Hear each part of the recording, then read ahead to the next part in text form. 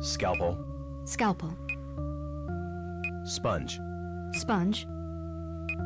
Clamp. Clamp. Terrier. Terrier. What the? Blood pressure 900/12, Doctor. Get me 15 deciliters of phenylalanine, stat. Still nothing, Doctor. Damn. Hand me those electrocardial stimulators, nurse. The what? The jumper cables, you fool! Hurry! Oh, here. Clear! I'm still not getting anything, Doctor. Again! Clear! Live, damn you, live!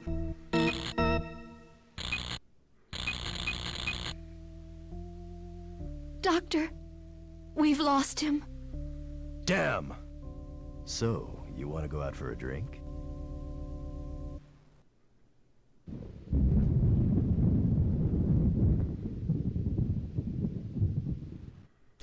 All right, good evening, everybody.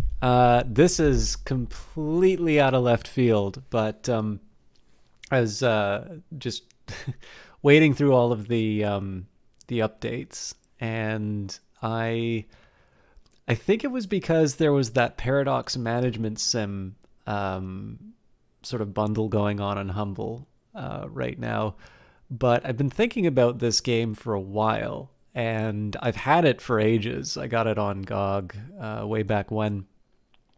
I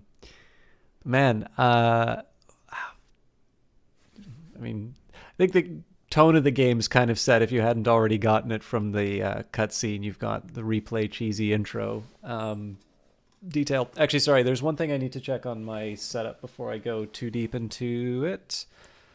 I'm back to having a regular stream, and I'm paranoid that OBS isn't updating my details, so let me just take a quick minute. Twitch.tv/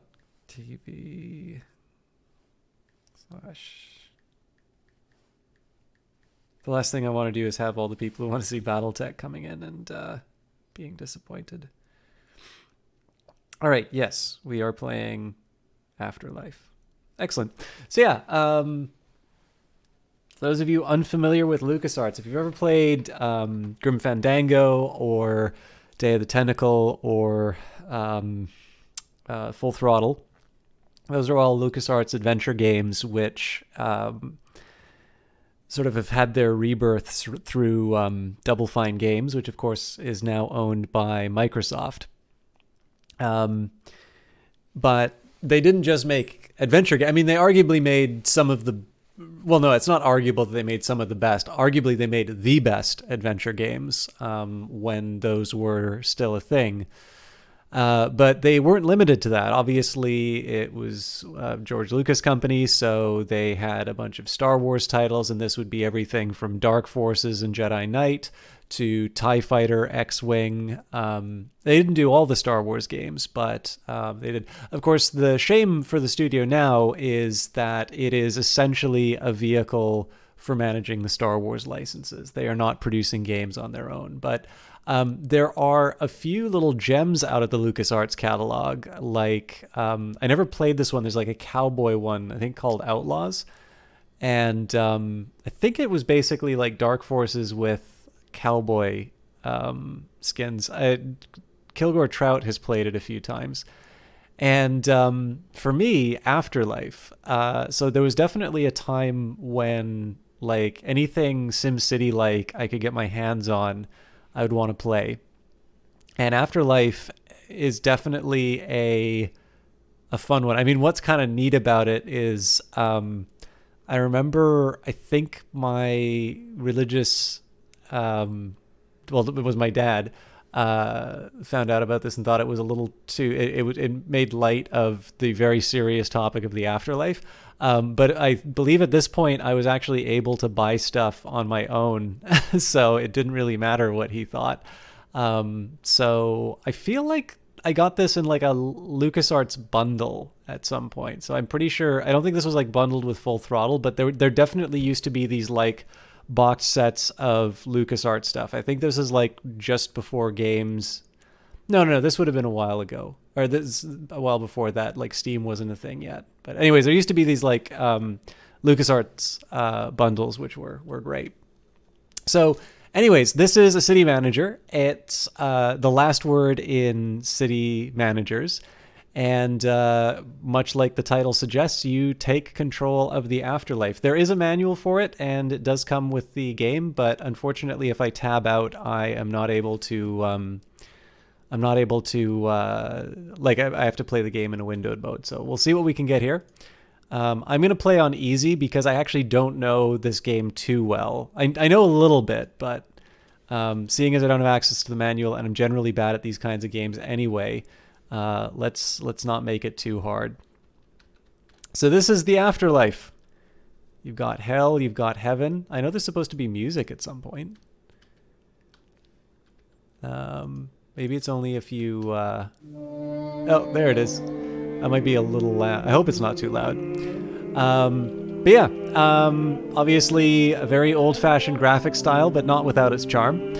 And the basics. So if you do need to learn the game, you don't actually just have to read the manual. I remember there was a golden age of gaming where you had to read like 100-page manuals to understand what the hell was going on. Here, if you want, you can get some tutorials. Actually, you know what? Let's go through the tutorials. Why not? Getting started. Good afternoon, Your Holiness, and welcome. I look forward to assisting you in your new role as demiurge of this planet. My name is Jasper Wormsworth, and I am certain when you have seen the services I can provide, we can strike a deal that will be mutually beneficial. Welcome, welcome, welcome, boss. I'm Aria Goodhalo, and I'm your heavenly helper. Hiya, Wormy. Look what the cherubs dragged in. We'll discuss my compensation later. Oh, Pooh, don't be such a meanie. Let's get down to business then, shall we? We're here to help you set up a smoothly running hell. And heaven. If we must. But let's use hell as our initial example. It's so much more interesting. And uglier.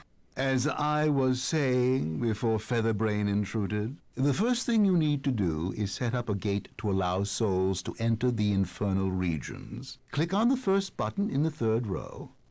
Here, I'll do it for you. And you will see a display of potential gates. Since you're new on the job and your resources are limited, I'll just pick out the most, well, economical of the three. Now we find a parcel of open real estate and place it by clicking on the map, like so. Welcome. Ooh, but it looks so empty out there all by its lonesome. Much like your head, my dear.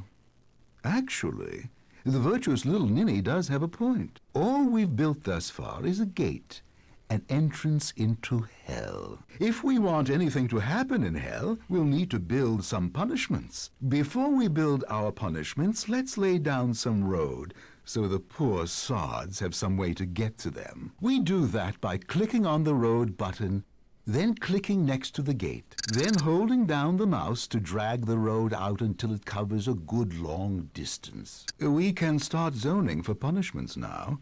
So I'll go up to those solid colored blocks at the top of your remote control. Each color represents one of the 7 deadly sins. I'll start with the green one, envy, one of my personal favorites. Now I'll find an open spot by the road and click and drag to create a 3x3 envy zone. Simplicity itself. We then do the same with the other 6 sins, and voila! A scrumptious little mini hell. Well, heaven can wait, but not forever, you know. Let's just scroll up. That's it. And put down a pretty little gate right here. Isn't that spiffy? Adorable. Oh, don't be naughty, Wormy. Oops, I forgot. That's your job, isn't it? Now we need some road and lay out our reward zones. There you go, boss. Don't you just love it?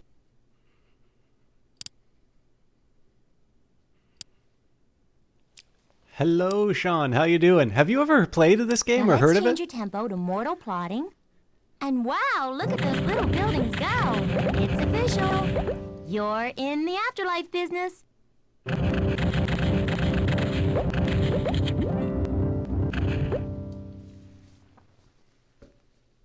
All right. So that's the first. You've not played nor heard of this. Okay, so I know you played Full Throttle, and I'm a huge fan of it. And as part of the introduction, it mentioned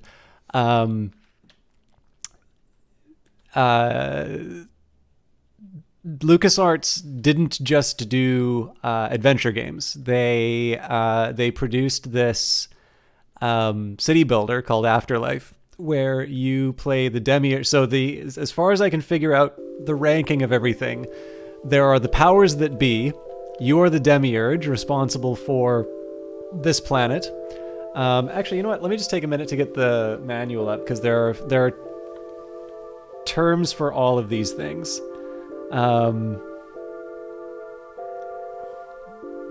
Afterlife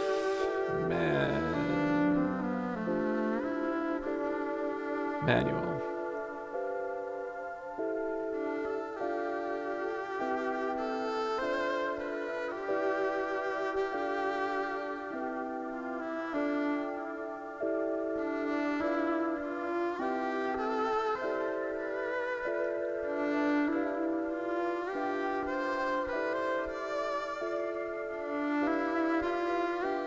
All right, here is the basic premise in terms of how this whole thing works. In Afterlife, the Eternals power that be, cosmic forces too vast for human comprehension, have appointed you Demiurge, a sort of local deity on one planet with its system of appropriate eternal wards and punishments. Let's get one thing straight right now. This is not Earth. It is a planet far, far away, but not so long, long ago, inhabited by intelligent, self-aware bipeds called embos, ethically mature biological organisms, who by some strange coincidence have a culture that is very similar to ours, and therefore some similar ideas about heaven and hell. But it's all a coincidence. Nobody needs to feel upset about our view of what happens after death, if our view of what happens after death conflicts with theirs, because it's all fictional. We made it up. Anyways, this is not Earth. It's just a planet of the Embos. They have a variety of belief systems, and whatever they believe about the afterlife becomes true after they die. Basic rule of the afterlife number 1, be careful what you ask for. Each Embo has a soul, stuff of unending life, that will survive death and be subject to the tenets of their belief system. These tenets are as follows. Naists, N-A-A-A. These believe in no afterlife at all. Since Naists never show up in the afterlife, you don't really need to worry about them. Aists. They believe in absolutely always an afterlife. All souls in the afterlife are aists. Ha-haists. These believe that heaven and hell await, that all souls must first serve time for their sins in hell, and then they get rewarded for their good deeds in heaven. Ho-hoists. These believe that souls only go to heaven or hell only. That depending... Sorry, I just lost the page. I'm not going to read all of this, by the way. That depending on the ultimate balance of good and evil in a soul, they will go to one realm or the other, but not both. There are also ones regarding reincarnation and whatnot, but basically, it's a fun one. So the management aspect of the game is as follows: you manage the afterlife. You also manage the planet. You can influence everything from technology to sort of belief systems, and of course, because belief systems will influence the way that people treat your afterlife, will basically determine what kind of buildings you need. You get to, you get to manipulate a lot of stuff. Now, I'm not 100% sure how all the systems work, so this is going to be particularly interesting, but there is one really interesting feature of this game, which is if you do not build a gate to heaven or hell, souls will not go into there. You actually need to build a gate before people will expect to show up for a punishment or a reward. And so one of the funny things is that you can actually kind of let the afterlife, like one of the afterlives, be abandoned, and you can really focus on one as opposed to the other, and there's really no consequence for that. So I'm going to start with heaven. I'm completely going to abuse that feature, and there's a couple things that you want to do. You want to pick a reasonable enough sort of starting plot so that you can build out a lot of rewards. You also need to power buildings and all that good stuff that comes in City Managers. I'm actually, despite the fact that there's a bunch of rocks here, I'm actually kind of inclined to maybe consider this. The other one would be here, because again, there's a lot of tasty rocks that I can use for power. And again, there's tutorials to sort of explain everything, but I'd rather not go through all of it, because while this game has a wonderful sense of humor, I also take forever to get started on things. So, you know what? I am going to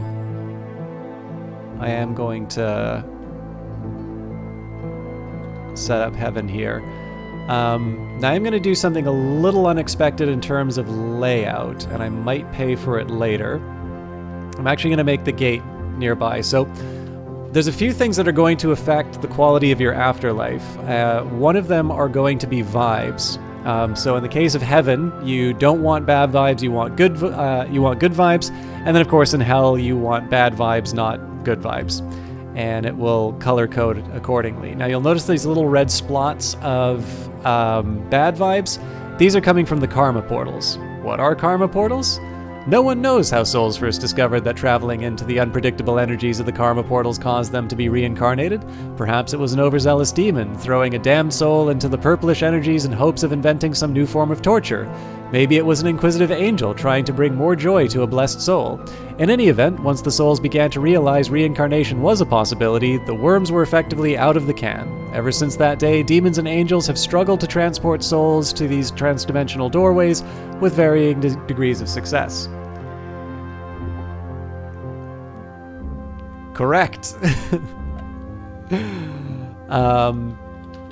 So what I'm going to do here, one of the most reliable ways to figure out whether or not something will make souls, something will give off good vibes or bad vibes. Generally, if it involves leaving the place that you're in, it will be a, let's call it a degenerate vibe. So if you're in heaven, you don't want to leave, and anything that reminds you of leaving will make you sad. And if you're in hell, well, being able to look at a possible escape will obviously make you feel better. So one of the things that I'm going to do here is I'm going to try and cluster all of the things that generate bad vibes into an area where they will not do a lot of damage. So in this case, we will build the Dante class, Heaven's Gate. You have others, Pearl class, Throne class, and we cannot afford the Nope. Incidentally, the currency of the game is pennies from heaven. We're on easy, so we get basically 10 million. But in this case, we're just starting off, so we'll get the most affordable one. Now, for planning, it does help for me to see what I'm going to be upgrading to. So it's a 4x4 in terms of the gate that I'll eventually need. And we'll put it on the edge of the map, I think. But I'm going to do a couple of clever things here. So one thing that you need to get your buildings a little bit more effective is to power them. So you can build these siphons. Now, one thing about the way that the game works is you can actually build multiple siphons on a rock. Incidentally, I should explain what all these things are. So rocks. A rock that is too heavy to lift. No one knows who created these rocks or what they were thinking, but it'll take someone a lot more powerful than you to move them out of the way. And Heaven's ad infinitum siphon. The afterlife would quickly lose its appeal without a little touch of the infinite to keep souls constantly happy or sad. By the way, if the game volume is too loud, please let me know, because I can adjust that either inside the game or on Twitch. To feel constantly happy or sad. Without the infinite, severed limbs wouldn't grow back, that 403rd helping of apple pie wouldn't taste as good as the first, and souls would soon grow bored even with the most pleasurable, painful of fates. Fortunately for you, the very fabric of the afterlife is interwoven with thin strands of the infinite, which are more than capable of charging the multiple paradoxes found in the typical afterlife, at least up to a point. You see, most ambient infinitum level in most afterlives just isn't high enough to soup up your rewards and punishments as fast as the halfway point. If you want to run a really snazzy afterlife, you'll have to find some more infinitum. Enter the ad infinitum siphon. See those rocks scattered hither and yon about the afterlife? Those rocks are infinitely heavy, man. They're teeming with infinitum, and just waiting to be sucked up by an ad infinitum siphon like this. So I'm going to overbuild on these, but again, I'm just going to get down some infrastructure so I don't have to worry about it later.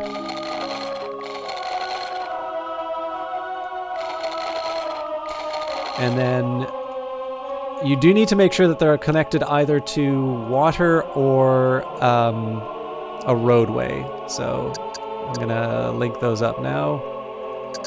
The angles are a bit wacky just because it's an old game.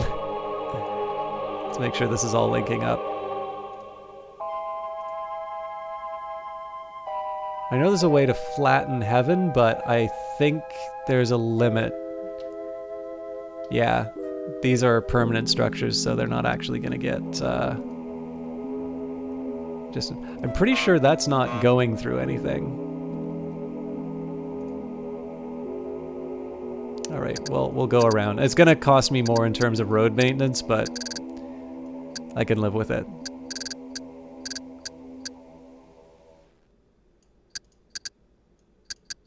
Thing is, I don't actually want souls to walk on these roads, but again, they are going to power my afterlife, so...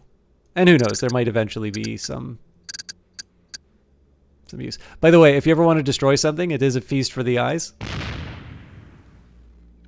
If you ever wanted to blow up heaven, you got it right there. Oh, okay, I actually needed that road. All right, there we go. I'm sure I probably could have come up with a better way of powering things. I also don't think it's going to show that they're powered yet. Yeah, so it says these are all unempowered, but you can sort of see the road network already where... Oh, you know what? It doesn't work for this upper spot. I cannot see a damn thing. That's gotta count. Okay, so whole reason I built it this way is I want to kind of surround the gate. If we go take a look at our vibes, as you can see, there's the negative vibes coming from the gate. So last thing that I can do is I can build a karma station, soul mover. I don't believe there are different sizes. Now, one of the ways that you make money in this game is that you get a certain amount per soul that comes in. So currently it's 0.10 cents per soul. So every soul that comes into your afterlife, you get paid. And then with the...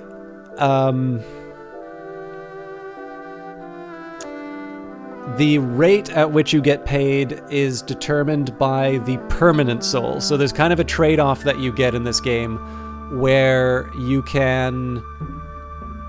Like, you know, the one thing you want to do is kind of keep your rate up. Or sorry, you want to keep, like, your income up. So again, you want to have lots of souls coming in. One thing that you can do to try and improve the rate of soul acquisition is make a karma station close to the...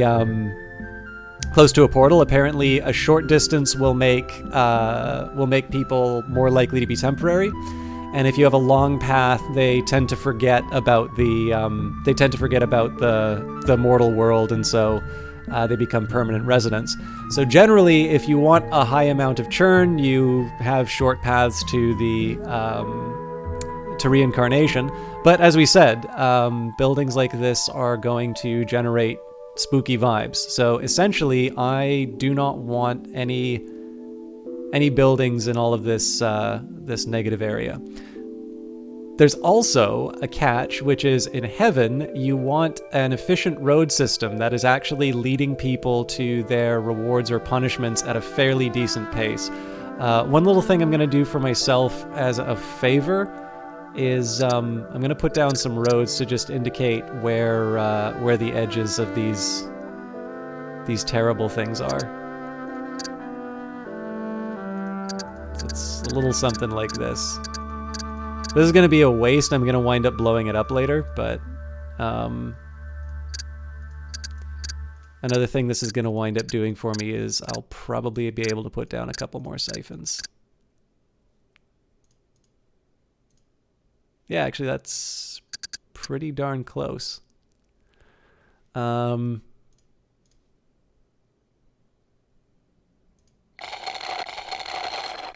don't know if that'll count as empowered or not. I guess this technically counts as outside, and I think this will probably be throwing off a few more negative vibes than I want. Okay, so now I'm going to start districting. I believe roads will give you three units of space. I can afford to blow this up.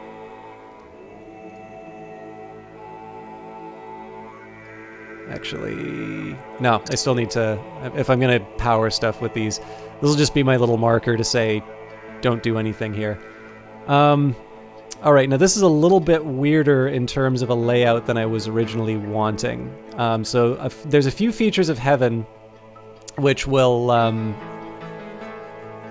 basically, you can make life easier for you, and you can make it easier to upgrade stuff if you follow, oh, hang on.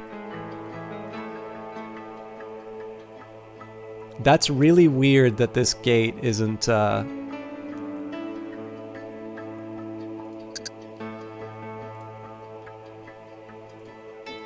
throwing off more bad vibes.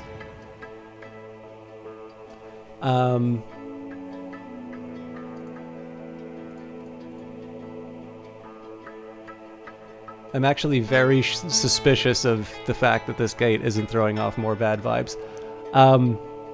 All right, so the other thing about Heaven is they like to have lots of buildings sort of beside each other. So what I think I'm going to try doing here, I do need to put down some buildings. I'm going to start with something like this.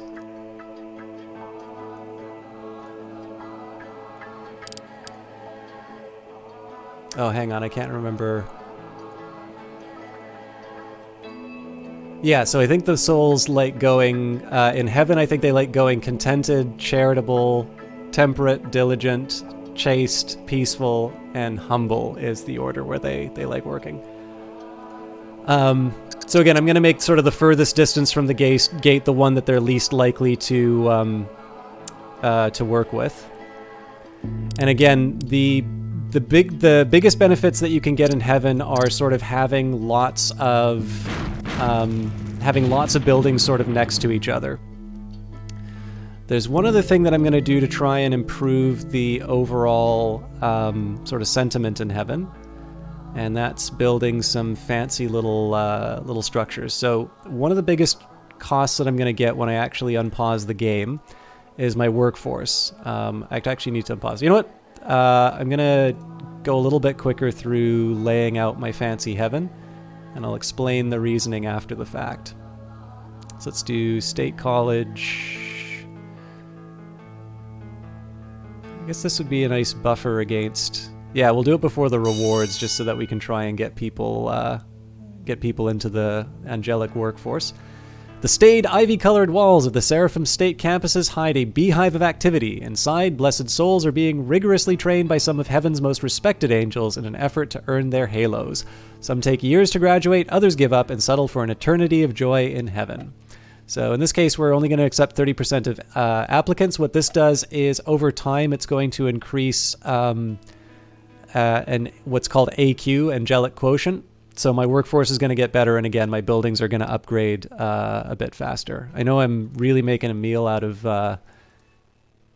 getting this thing set up, but I want to try and set myself up with a somewhat passable afterlife at the start. I'm a little suspicious about how many bad vibes this thing's going to be throwing off. But again, the rest of the... Like, it's been pretty good at updating the values as time goes by. So I suppose I can always blow these things up in the worst case scenario. So let's say temperate. I've got 4 more left. So we'll add this, then chastity, peace,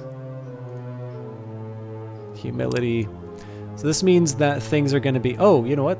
They don't have to be like that. So this is going to be a bit of a waste of money, but this will actually... This will pay off. So to house your workforce, you use topias. So this is the penny pyramid, and these throw off good vibes. So I'll just put this in the middle of my my rewards, and this will make people a little bit happier with their lot.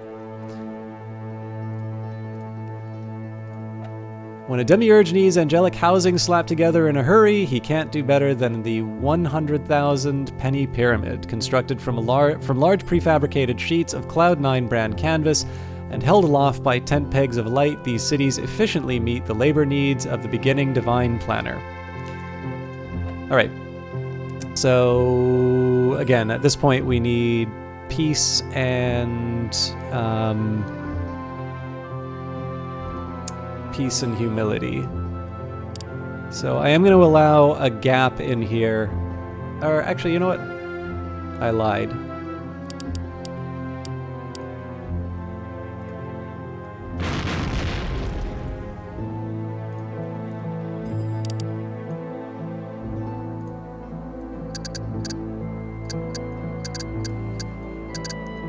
Of course, I can always expand this later.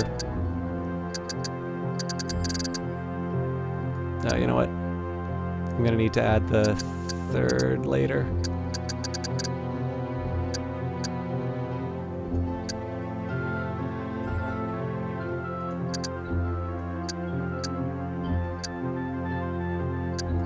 Whatever, good enough for government work. And then, of course, I have expansion options in terms of adding some other districts here. But the thing that I really want to be focusing on in terms of heaven is trying to keep people all mingled together, try to keep them under good vibes, and make sure that I basically have enough of everything for people. So I also forgot to give the description of the Dante class. It looks like we got a few more people in here anyway, so we'll be ready to hit the pause button afterwards.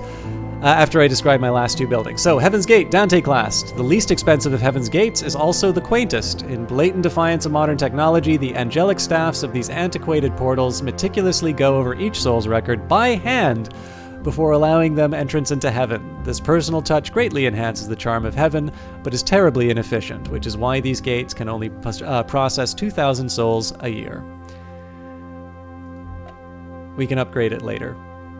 And then the Soul Mover Karma Station. In the olden days, reincarnation was a tricky matter. Souls who wanted to reincarnate out of heaven were scooped up by angels, flown down to karma portals, and chucked into the swirling nexi of transdimensional energies. As eternity dragged on, the flaws of the system became painfully evident. For one thing, larger heavens required legions of angels to keep up with reincarnation demands. Even worse, the volatile energies of the karma portals would occasionally swallow up the angels along with the souls, causing all kinds of paperwork problems. Eventually, a supremely fed up batch of angels and demons got together and devised a modular, expandable mass of transport systems capable of carrying large numbers of souls to karma portals without putting angels or demons at risk. The first vehicles to travel along these karma tracks were dubbed soul movers and were hailed by the powers that be as a miracle of modern technology. So one technicality, which I don't think has any actual practical impact on the game, these are actually anchors for the portals. This is the actual station itself and the portal. So if you move down, you can see this little blue outline here. If I wanted my tracks to share, so if I wanted to start developing hell, I could actually build a station right here, and hell would actually be sharing it with sharing the track with heaven. In practical terms, like, I really haven't allowed myself a lot of room for this. I decided to go for a really short track, but obviously if you want to take advantage of the two different layers, you can. There's a few other buildings that are worthy of note. So you've got ports, which will take you over the different waters. There is a description of Heaven's water, but I'll leave that for later. There's also a description of the roads. There are piggy banks. Heaven and Hell have different terms in terms of the types of loans that you can get. There is also there's gift structures. Those obviously come when you're heaven gets or hell gets to a certain size. But then there's these limbo bars. So if you start losing souls, you can actually make these bars to kind of keep. You basically ply the souls with free beer, and they don't vanish into the ether. So hello, is it Kasunik? All right, let's hear our advisors, and then we'll carry on. Jasper's not going to be too happy about the fact we haven't opened hell. Until you construct a gate, hell is never going to amount to anything. And Souls are leaving your afterlife because they can't find their expected fate structures. Jasper's right, boss. You'd better look at the graph view, find out what kinds of fate structures you need, and get zoning. so obviously we have the fate structures we need. We just haven't actually started the game. So let's go to Mortal Plotting and watch the magic happen. Oh, great. Thank you. All right. So I'm not going to pause every single time something happens, but now that we've actually got some buildings in here, one, I want to make sure that we're not under any bad vibes. Looks like we're okay. So the college did have the intended effect of producing some good vibes. It does look like a little bit of bad vibes have crept into the corner here. So I'm just going to quickly rezone that, although we certainly are not... we're certainly not short on power. It's wrong spot, but that's fine. Speaking of, let's just make sure that my grid... Yes, okay, everything's hooked up to the grid, so that's good. By the way, I didn't put down generic zoning just because, while it's cheap, I kind of prefer to, actually zone properly. Excuse me. Okay, now... individual fate structures do actually produce their own vibe. So there's kind of like the less pure heavenly rewards. But the key thing here, I actually want to talk a little bit about the management side, because we are bleeding money. We got 5 cents in terms of souls. We've got 57 in the afterlife right now. So it's probably closer to 6 cents, seeing as we're getting 0.10 cents per soul, but we were paying 129 cents in terms of angels and 2 cents in terms of roads. So the breakdown is this. We've got a staff of 8,255 angels. All of them are imported.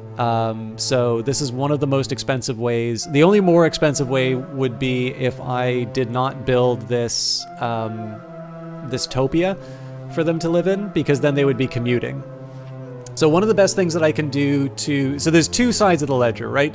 I can bring in more souls into my afterlife, or I can reduce my costs. And so the idea here is that I built that college to start bringing my, making my workforce more local. I did make it a fairly restrictive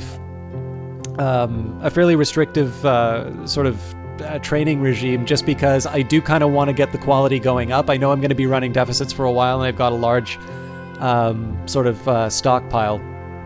But again, I want to keep an eye on those pennies, and the way that I'm going to deal with that is by training up my own angels. One last thing, and again, if it's a little hard to look at what's going on, because obviously it's a 3-dimensional game, again, you can flatten the buildings, or you can push A and it'll shrink everything. But you get to see the rewards in heaven and hell. And beyond the fact that it's just cool to look at your handiwork, so vacation slides of the gods. Unlike most slideshows, the vacation slides of the gods just get more and more interesting with each ethereal click of the projector button. And since it's heaven, none of the slides are upside down or out of focus. So there is a division of labor here. Depending on whether or not the population is permanent or temporary, you want to slide between productivity, so being able to generate the pleasures of heaven, or research and development. Permanent populations want more research and development because essentially you do not want to get bored in heaven, whereas temporary populations just want to get the goods. So right now we've got exactly 1 soul in Vacation Slides of the Gods. They're permanent, so they want cleverness. And we can do this to all of our buildings. So I think part of this is there's a bunch of work that went into making this stuff look nice and, read all the different descriptions of what's going on. And so they build in a bunch of sliders for you to actually pay attention to all of these little details here. There is a macro manager, so if you want to auto balance everything, you can. But in this case, with 57 souls, with only a handful of buildings, this is going to cost me 81,900 pennies, when you have a developed Afterlife, this thing tends to be worth it. At the start of the game, it really is worth it to actually to take a look and do the manual adjustments on your own. Plus, it lets me read out the details of the buildings. It also lets me show you. Hopefully, I'll get to one of the ones where they actually give you a picture of the reward. So for the Temperate, it's the perfect party. Imagine going to a house where everyone knows your name and is glad to see you. Imagine a bowl of dip that's never empty. Imagine a table brimming with eternally interesting chit-chat. Imagine the best party you've ever gone to, then multiply it by infinity. Welcome to heaven. And for the Diligent, your home is your castle. In some parts of heaven, diligent souls are given the weekend off forever. During these eternal downtimes, souls can finally finish all that work that they wanted to put into their houses. The new coats of paint, the additions to the garden, the basement rumpus room. Now they finally have all the time they need to turn their house into a home. So this one, we again have permanent population, so we're going to carry on with that. Perfect playgrounds. Simplest rewards for the peaceful souls is an eternity spent in the universe's coolest playground. The slides are miles high, the swings go all the way around, and the merry-go-rounds go really, really fast. And this one is fully temporary. Again, it's just 2 souls. Now, one of the things I wanted to show was here. Notice that these are all basic level structures, but there is variety in the single structures as well. So all of these are for humble. But you do have 2 different types of buildings going on here. Oh, we missed one of the playgrounds. This is permanent.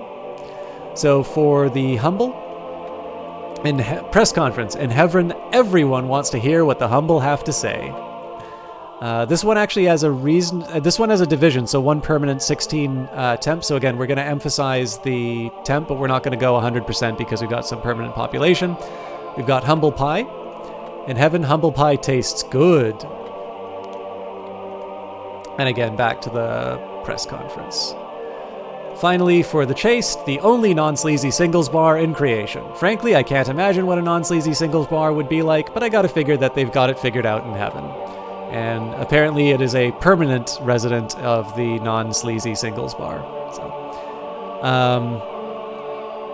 so the first little while is sort of spent dealing with the balance. In fact, one of my advisors are going to speak just about that. Whole bunches of heaven's rewards are just plain whacked out of alignment. If you ever want to see these puppies evolve any further, you better find them all and use the macro manager on them. Or you could blow them up and try again. I find a little gratuitous destruction does wonders for the spirits. And as you can see, the effects of me doing that management remove the balance warning. I can speed up the game a little bit, but right now I'm just going to let the buildings build up. If I find a new reward, I'll mention it.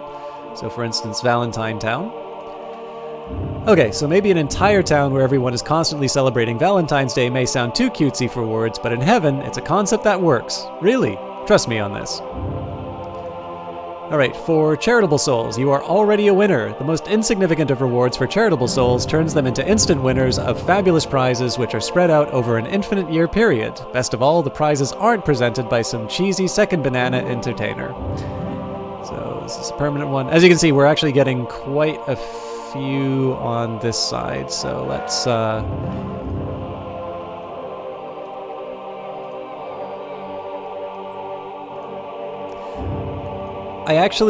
it took me the longest time to realize that these sliders existed. The good neighbor, in heaven the grass is always greener on your side of the fence, and even though your neighbor is happy, you don't envy him.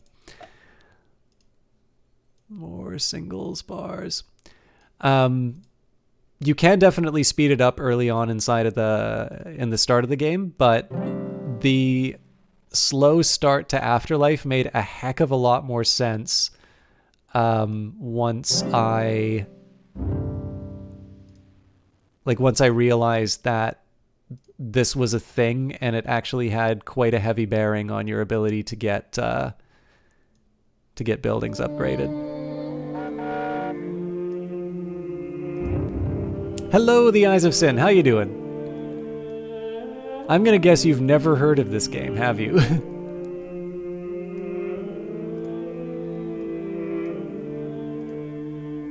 Is the game to voice volume okay, by the way? I know I've asked that a couple of times, but I just want to make sure that I'm not messing up too much.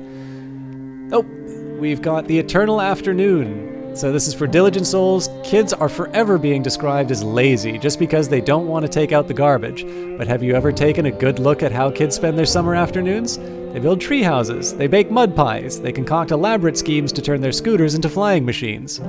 Clearly, kids aren't lazy, they just don't have the same set of priorities as adults. In heaven, diligent souls get a chance to finally finish all of those magical, complicated projects they dreamt of during those fleeting summer childhood afternoons.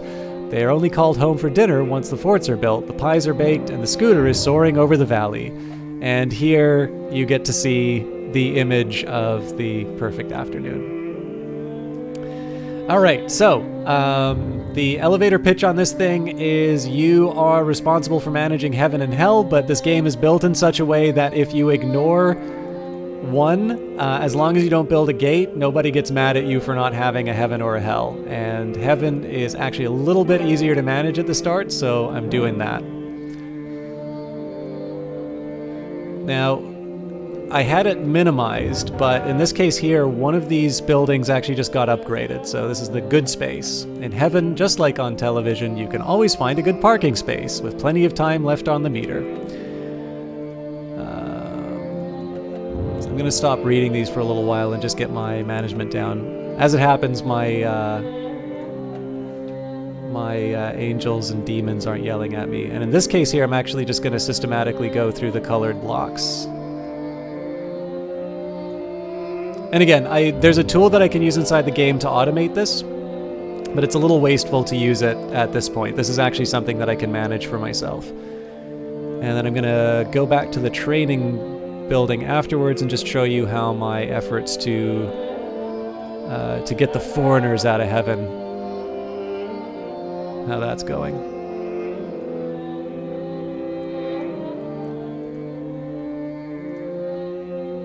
By the way, there is there's scenarios in this game, a little bit like other city builders. One of them is they actually reconstruct Dante's Inferno in the game and point out that while it might have made good poetry, it's actually a really mismanaged... Oh, I screwed up.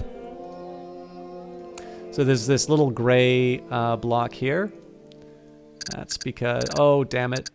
Please don't overwrite it. No, I did. I didn't actually have access to that chastity building. Oh, well.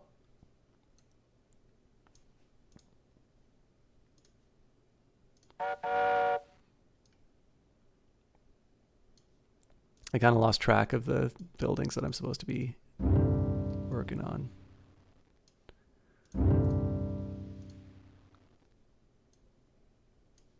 I do like the fact that they gave you the nice color coding to help you with the slider. Otherwise, it'd be on these things forever.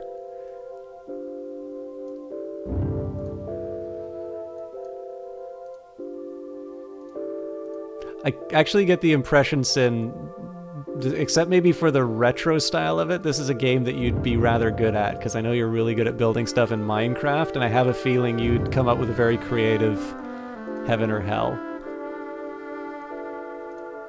All right. So I just think I need to deal with my peaceful and crap. I can't remember the blue charitable, I think.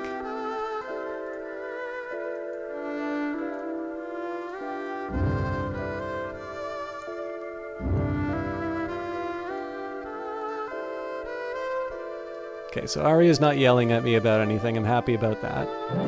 I'll be able to go to the graph and take a look and see if anything's generating either bad vibes or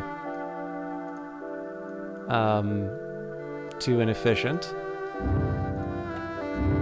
I think at this point we're ready to take a peek of them. How old is this game? It reminds me, I actually don't know how old this game is. It's obviously old, but I suspect it might remind you of SimCity. But let's take a look. I got my tablet in front of me. I hope this isn't too dull for folks, by the way. I think this is a really charming game, but I realize it's, whenever I play stuff like this, it's hard to...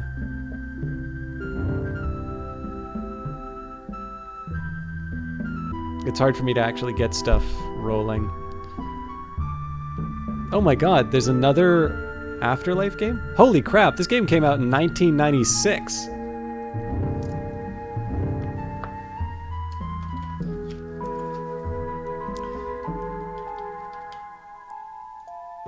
All right, so there's a few other stats that are relevant here. You can take a look at the capacity. So it's 1% of capacity in terms of my Karma Station, 3% in terms of Heaven's Gate. So there's really no benefits in terms of building big at the moment here. I can always upgrade it as long as I leave the space.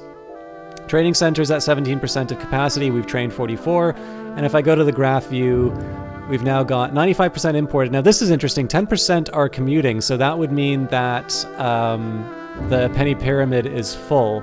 Now it's really I actually am tempted to build a second Topia, but it looks like... So none of my buildings are really full yet. It looks like Humility is probably going to be the first one to fill up. So in this particular case here, I'm just going to upgrade to the next level. This is Behab's Crystal Cities. No one knows who Behab was, but eons ago, his designs for these simple, economic, angelic cities were found under a bucket of manna. Angels, being a curious, productive lot, immediately built a prototype city based on Behab's sketches. They were so entranced with the results, which vibrate mellifluously with the beating of each angelic wing, that the crystal cities soon became a mainstay of heaven.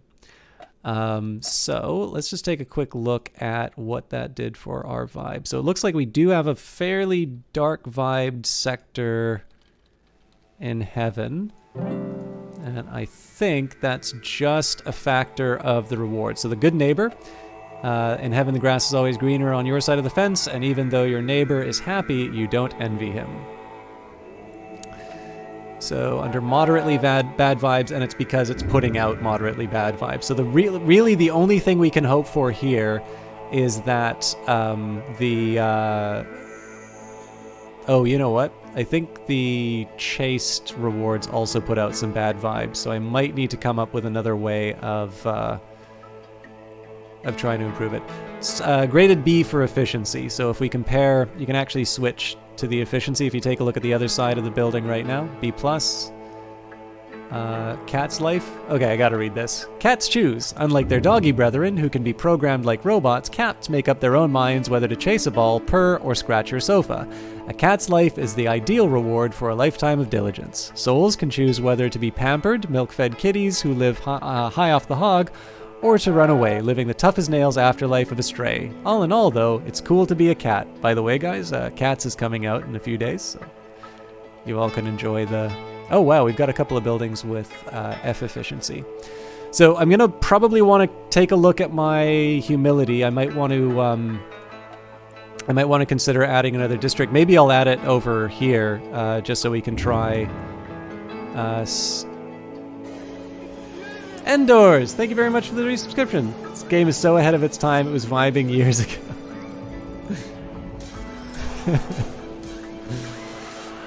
Also, let's just take a quick look at my cost. I actually don't remember what the costs were before, but we're now at negative 381. So, actually, you know what? I can just take a look at my charts. So, inflow, outflow, yeah, I think that works best. Alright, so we're basically trouting water as far as our cash. These are the beliefs we were talking about before in terms of heaven and hell. Oh my god, Enders, I did not realize it was 30 months. That's a really special milestone. Thank you very much. I don't know what you've been doing with your money, but I'm really grateful it's been spent on me. Okay. I want to see what's going on with this gray spot here. Oh, it's untapped resources.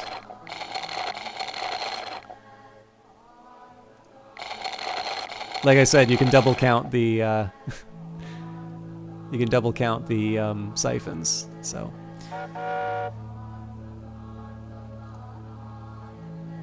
All right, so inefficiency abounds in some parts of heaven. And I'm not sure if that is a function of the work distribution or the fact that we've got some negative vibes.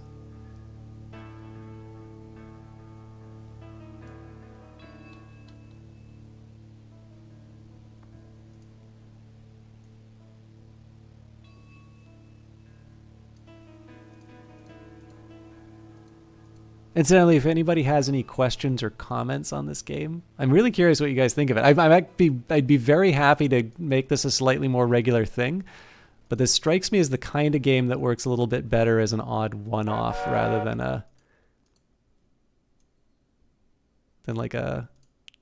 a continued series. Although if there's like a really ambitious City Skylines modder, I'd definitely be into a modern take on Afterlife. What are the city building capabilities of Bitsy, Sean?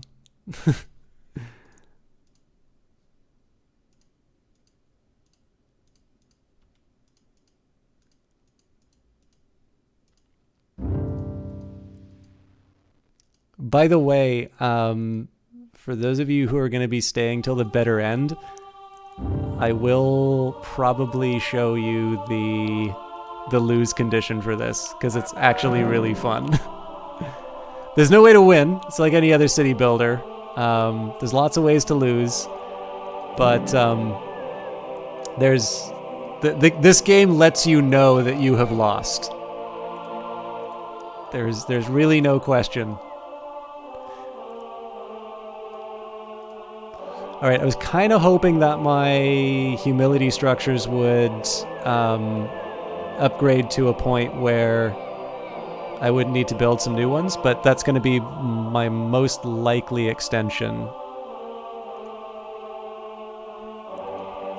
It's a mess here.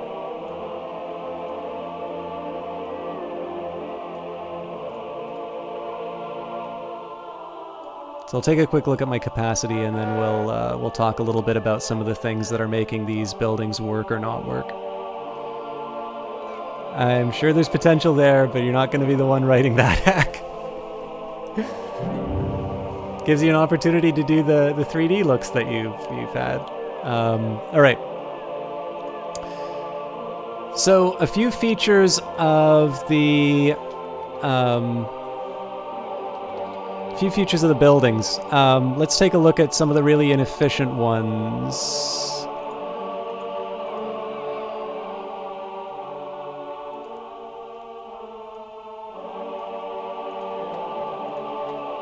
A-, that's not really... Okay, so this reward, moderately populated, employing 625 angels, extremely well-balanced, maximally diverse, so that basically means that it's beside a bunch of different types of rewards.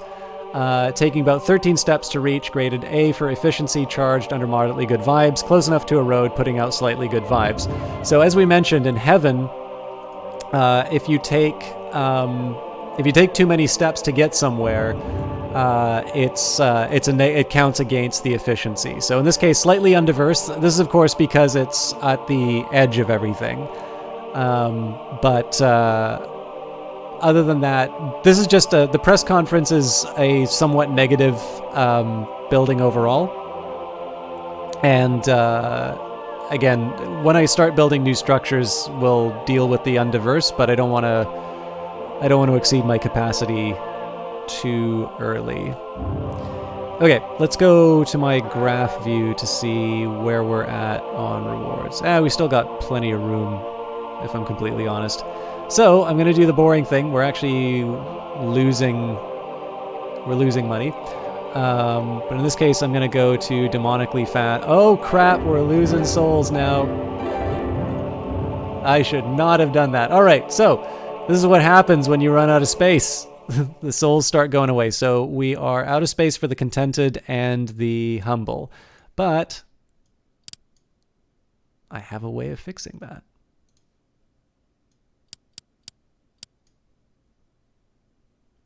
Oh god, I didn't even think of the fact that there'd be a gap here.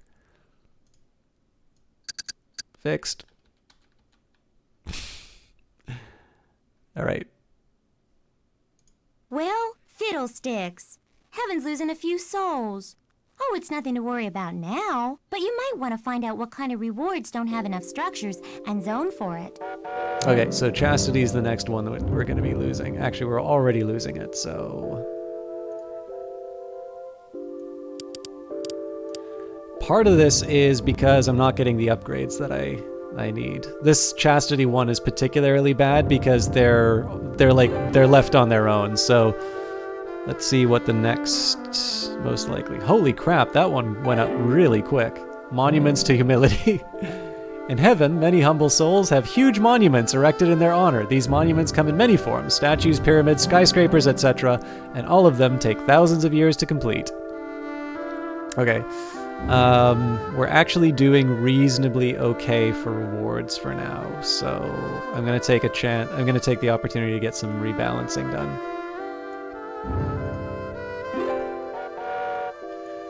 So I do have an expectation as heaven is growing that our deficit's gonna grow faster than. So like the deficit's gonna grow first because we're gonna need to employ all of these angels, and these angels are going to be imported. But there's going to be sort of a maximum that we hit, and then we're going to turn positive. Now, obviously, if I keep doing stuff like cranking up the speed and watching my population explode to a point where they can't, I can't support them, that's going to be a disaster. Incidentally, castaways. So this is an upgraded building. The chaste blessed are coupled off by matchmaking angels and shipwrecked on deserted islands, where they live in bliss amongst the palm trees and coconuts. Should the souls get bored, they are quote-unquote rescued by a passing boat, paired off again, and re-shipwrecked.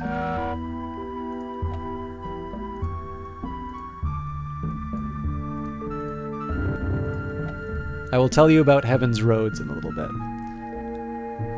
From other afterlives, Ed Daver. Is this just a weird themed SimCity? Yeah, I mean, you also get to build hell, but I'm cheating and ignoring hell because it's easier to manage one afterlife. But yeah, so it is definitely its own beast. So this whole idea of, so there are 3 layers of management to this. There's managing heaven and hell, but you also influence the planet. If you influence technology, that means that you are going to promote a higher population, which of course means more stuff coming into your afterlife. I'm rather surprised that building got upgraded, but I'm happy it did.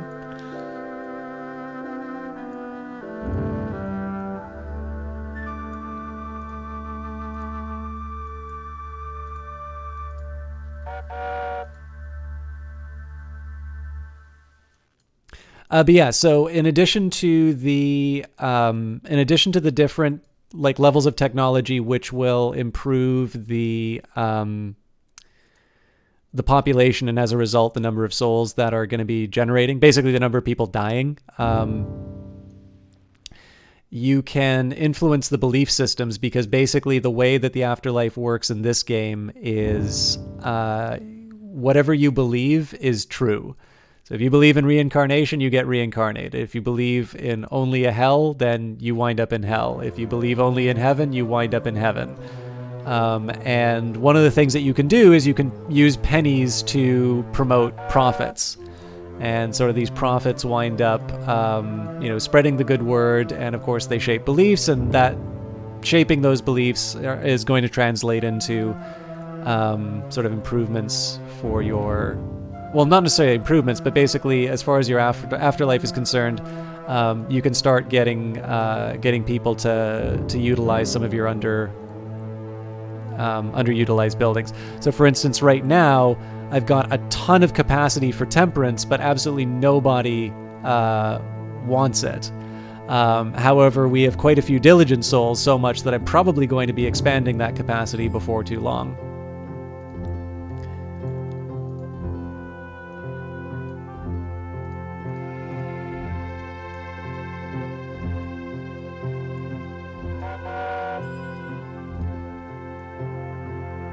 I guess I don't need to make things flat anymore. Oh, yes I do.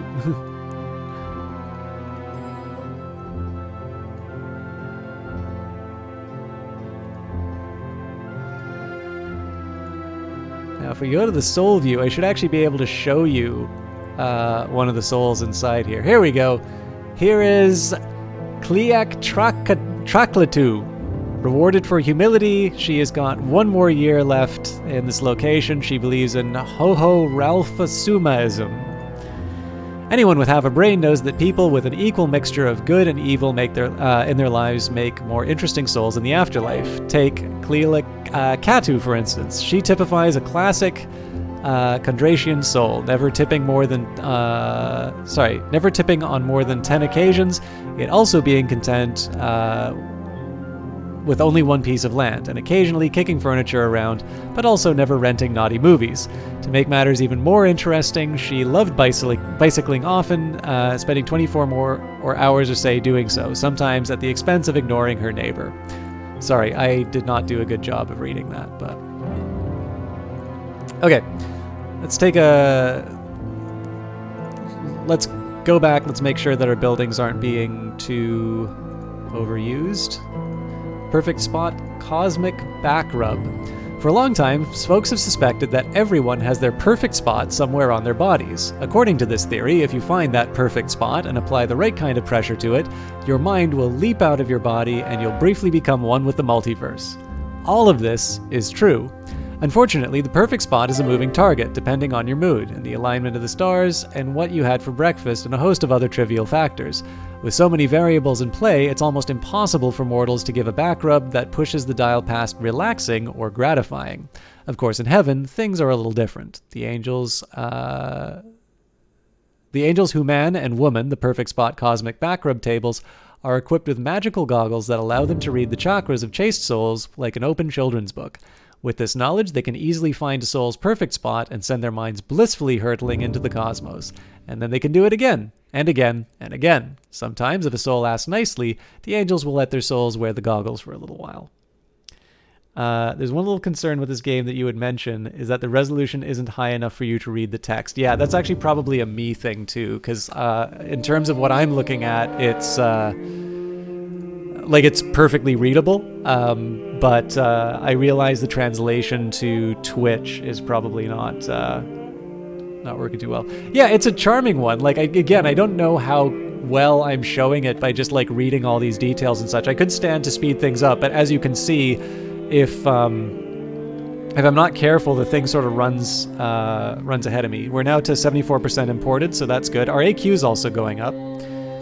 And we're at 524, so I think we're still looking at some losses here. Yeah, we saw a big spike in terms of our costs. I'm assuming that was because all of these buildings suddenly jumped up.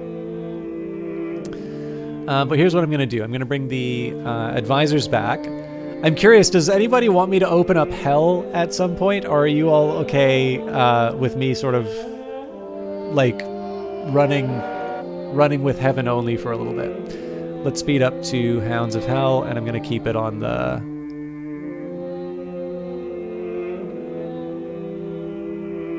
Actually, this isn't too unmanageable, so... God, do I really want to do demonically fast? I feel like I'm going to get in trouble with the contentment. No, I'm not.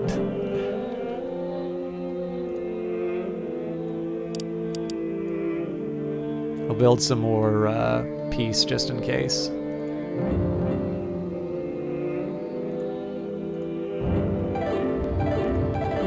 Okay, red filled up really quick.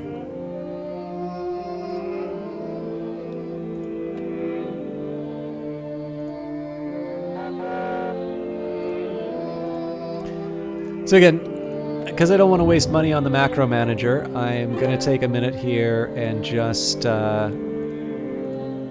manually manage it. I do actually like looking at the different rewards, but not at the expense of screwing up my management. I'll also give you an idea in terms of how much faster the how rapidly the cost of the macro manager goes up.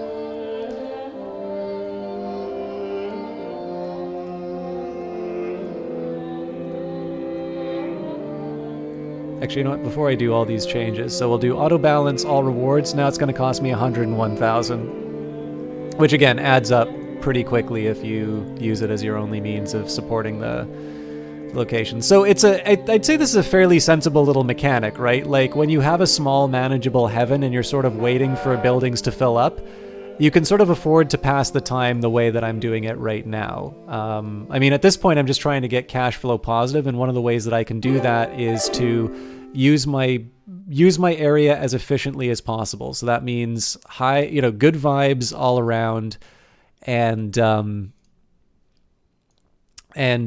trying not to have to build lots of buildings, which will cause sort of a higher demand in terms of this imported workforce.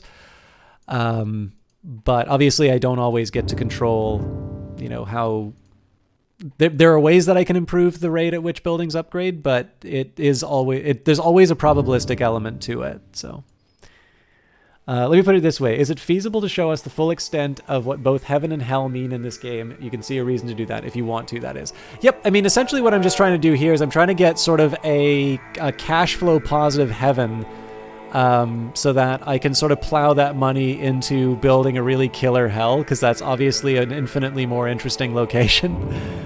But if people really want to see like what hell looks like, it is, I mean, so the neat thing about it is the basics in terms of like zoning stuff out and letting the buildings upgrade, it's basically the same but inverted. So the rotation that souls go through in terms of like what buildings they go into first, and whether good vibes or bad vibes improve things. Even the road network, so like you want hell to have a really terrible and congested road system. Like all of those details are there. But then there's like really interesting differences between the two as well. So like again, if you have a bank in hell and a bank in heaven, heaven will charge you an interest rate. So you basically pay the coupon on your bond, and if you don't use the money well, you wind up worse off than when you started. Hell, you don't pay any interest. They basically make a bet that you're not going to be able to pay them back, and if you don't pay them back, they basically just take the souls. So one of the things that's really fun, and I absolutely think this is intentional on the game's part, you can actually open multiple banks in hell, and you can basically use one bank to pay the other one. Which I find kind of fun and is definitely very on brand. So there's absolutely little touches that you can get in terms of the way that the two different areas work. But again, like I don't want to make too much about those differences as well. Clearly, it's like the basics of sort of the city builder genre are gonna be there.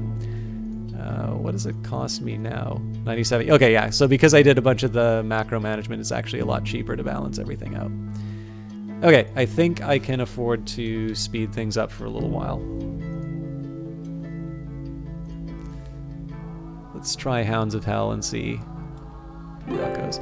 I can kind of play it like Crusader Kings and like just go demonically fast until something breaks, but ooh, I really don't like it when I adjust the scale like that. If you ever want to mess with the scale, you can do that.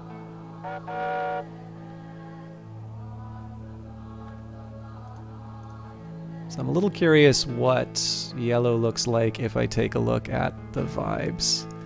It's pretty good.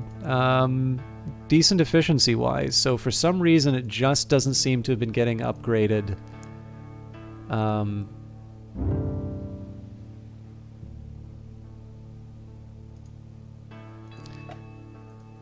I'm sure probably we'll just get lucky on a die roll. Alright, in heaven, humble souls always find a good song to listen to on the radio. Better yet, it's always a song that's dedicated to them. I'm super tempted to go back to... Okay, let's try demonically fast and see. Alright, yellow's now getting to the danger zone. So I'm tempted just to add another yellow plot on the edge here. It'll improve things for peaceful.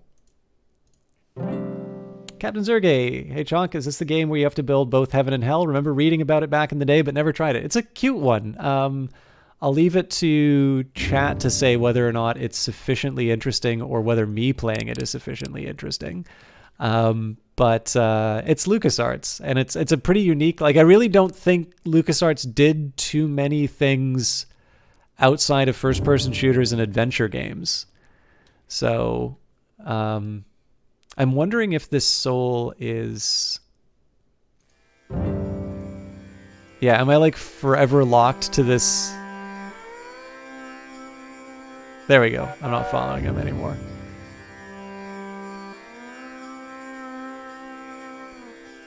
All right, let's get the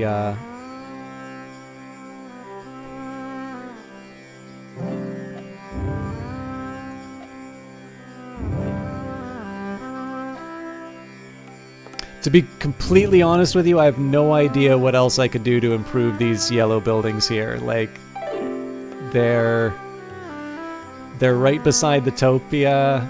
They're diverse.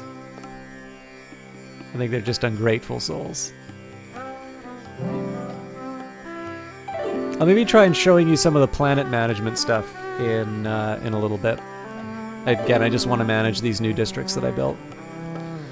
Technically, I can wait until Arya starts yelling at me about the balance, but I'd like to try and get Heaven up and running properly. So, a nice thing here about it being all compact like this is that I get the benefits of sort of short walks, and that helps the efficiency levels of the different fate structures. Okay, I think I said I was going to do. Oh yeah, let's take a quick look. Okay, so 32% imported workforce. We should be seeing a pretty decent reduction in terms of our costs. Also, 113 for our average AQ. So yeah, we're at 370 now. It's 446. I'm assuming we just had a building upgrade. Oh. You know, some of Heaven's blessed souls have complained about how long they had to walk to get to their final reward. My heart positively bleeds for them. I wonder if it's because they're using this road system. So here's what I'm going to do.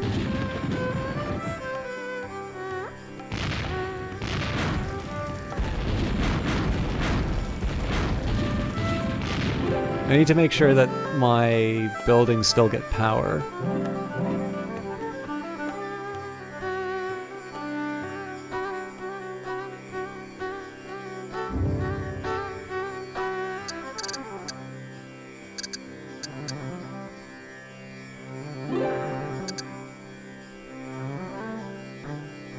So I have roughly an idea in terms of where the penalties are.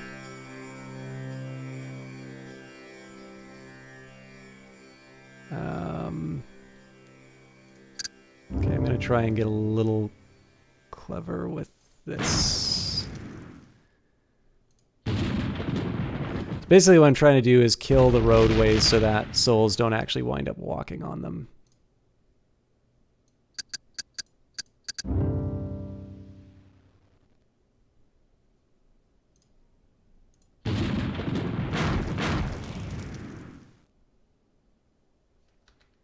In fact, I'm slightly curious. Okay, so let's just say...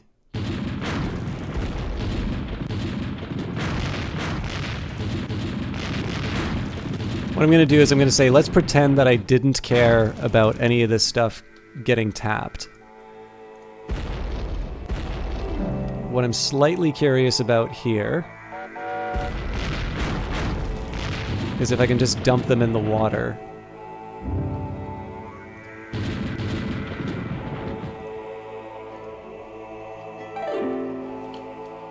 Oh yes, these buildings can't be dodged.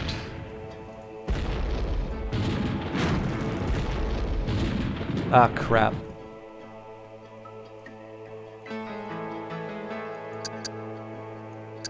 I still need to let people get reincarnated. Okay, so we've definitely we definitely have some buildings which are not properly powered now.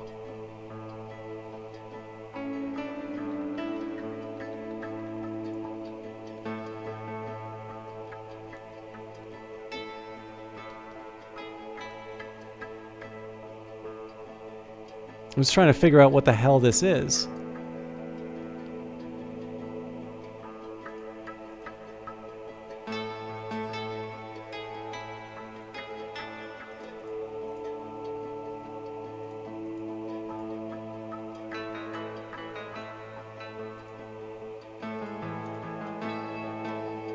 So is it my karma station that doesn't count as being empowered for some reason? And yet I could have sworn that there was a connection to it. There definitely is a connection to it. Okay, so here's how I'm going to handle this.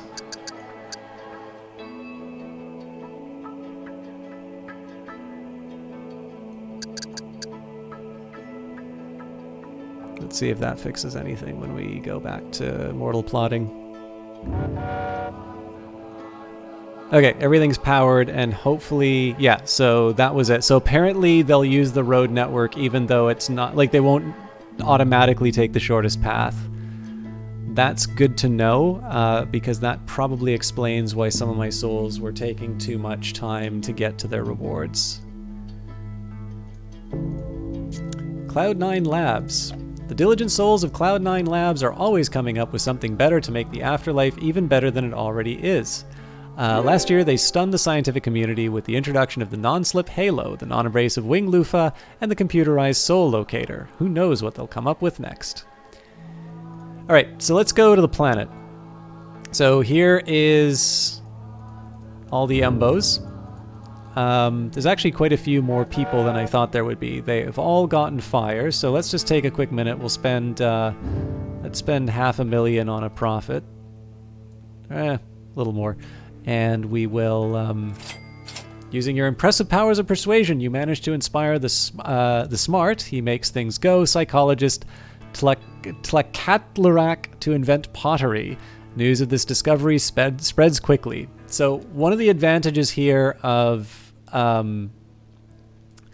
sort of these improvements, as the technology diffuses, there's going to be more souls on the planet, which means that I'm going to be making more money as people die and go to the afterlife.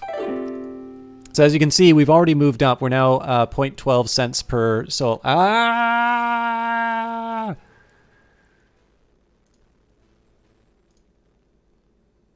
That's a little surprising, to be honest, but it's fine. We got a solution. We'll just build new zoning. I really should have seen that coming.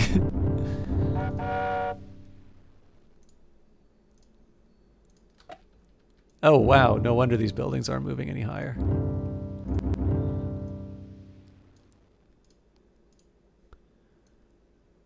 I think... Oh, no. We might actually... we might be at capacity again. That can't be right.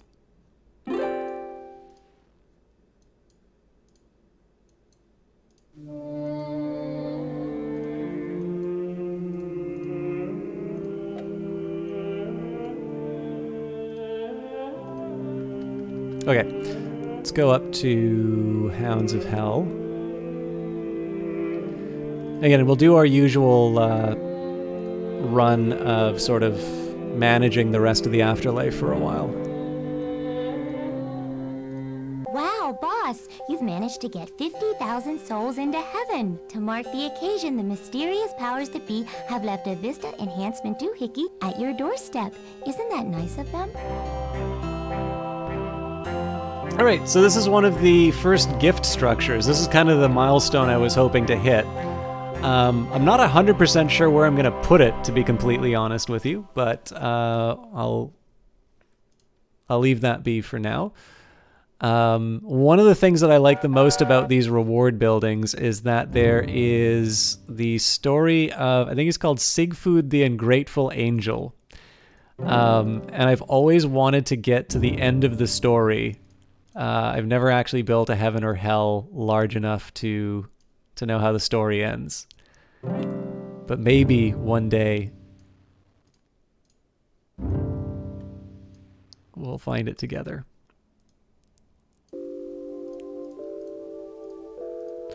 My one complaint with this management, like the micro view, I like it as an idea. The thing I don't like that much is that there's a big incentive for me to minimize the structures of heaven. Like, to play the game well, I feel like I need to minimize the cool art and like the whole like, you know, the appeal of the city builder is the, you know, the creation that you've made. And I think as much as I kind of like the idea of them giving me something to work on in between, you know, in between big events, there seems to be something about the fact that I spend so much time on the map. Arya says, over 90% of your angels are homegrown. Maybe you should turn off your training centers. Thanks, or go away.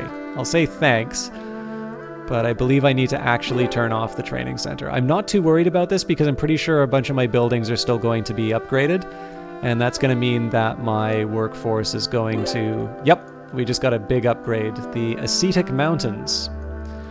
Looks like that. The ultimate rewards for charitable souls are the Ascetic Mountains. Here, unburdened by the weight of worldly possessions, a soul can blissfully spend eternity contemplating the mysteries of the universe. And disaster strikes the planet. Flood strikes, but apparently nobody was killed or injured. I guess that pottery saved them. Well, that's unfortunate. I was rather hoping for a nice influx. So yeah, we're still losing money, but I suspect once I take a look at my ledger, we should be getting close to a positive cash flow.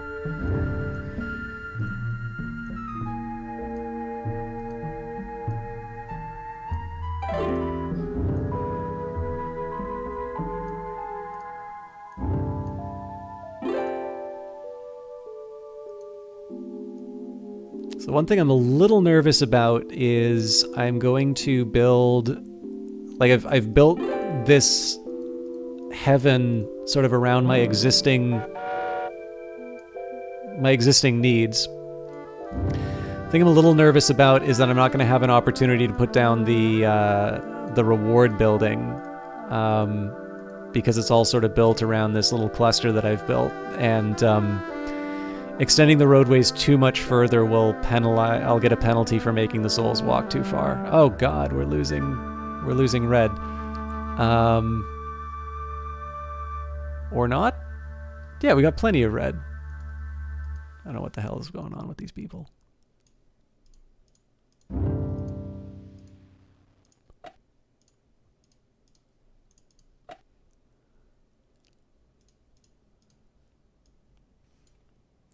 So you're not building hell. What is at this time happening to the people that qualify for hell rather than heaven? So this is the funny thing. If you don't actually build a gate to hell or a gate to heaven, nobody goes in and nobody complains about it. So this is the funny thing. If you have a gate to heaven or hell and you do not have an appropriate fate structure for them, they become a lost soul. So they become a liability on your books, and you lose money for having lost souls. So it's like the number one thing you want to avoid. But failing to build... This is kind of embarrassing, boss. Well, we've oh crap, trained we've so got many idle. angels that, well, we've got more than heaven needs. You'd better shut off the angel training center's PDQ. If I might be so bold as to chime in, sir, the thought of thousands of angels sitting around twiddling their pin feathers doesn't exactly fill me with girlish delight. You know what they say about idle hands. So if you have too many idle angels or demons, they go to heaven or hell and start a riot and destroy buildings. So I definitely wanted to get my workforce under control, but this was a little too much.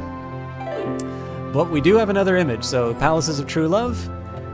Within the many hallways and secret passages of the Palaces of True Love, a chaste soul can find its one true soulmate. What happens after that is really none of our business, is it? There is the Palace of True Love.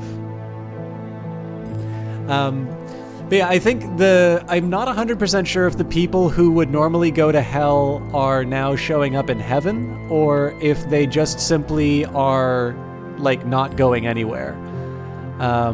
But yeah, so long as you don't actually build your gate to heaven or hell, you cannot be penalized for losing those souls, which I think is amazing and is a wonderful way to simplify the game at the start. So again, I'm gonna do one last round. It seems like temperance has just been completely ignored.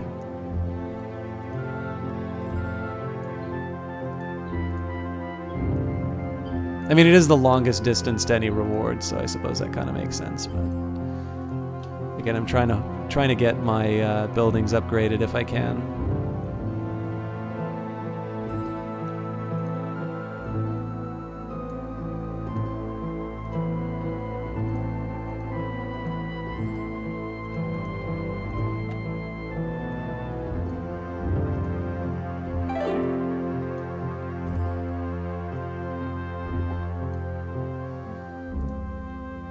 So we're still losing money. This actually surprises me a little bit, because normally when I'm at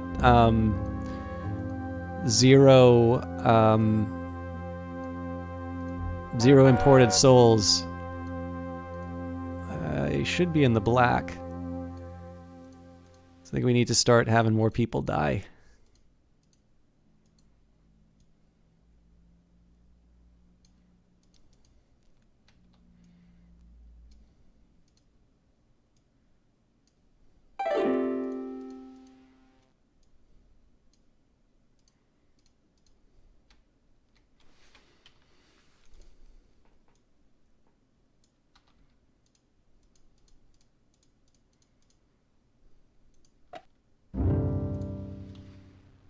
Okay. So let's move things up to Hounds of Hell, because presumably... Actually, we can probably afford to go back to Demonically Fast for a bit. The birds of paradise are flying over heaven. Oh no!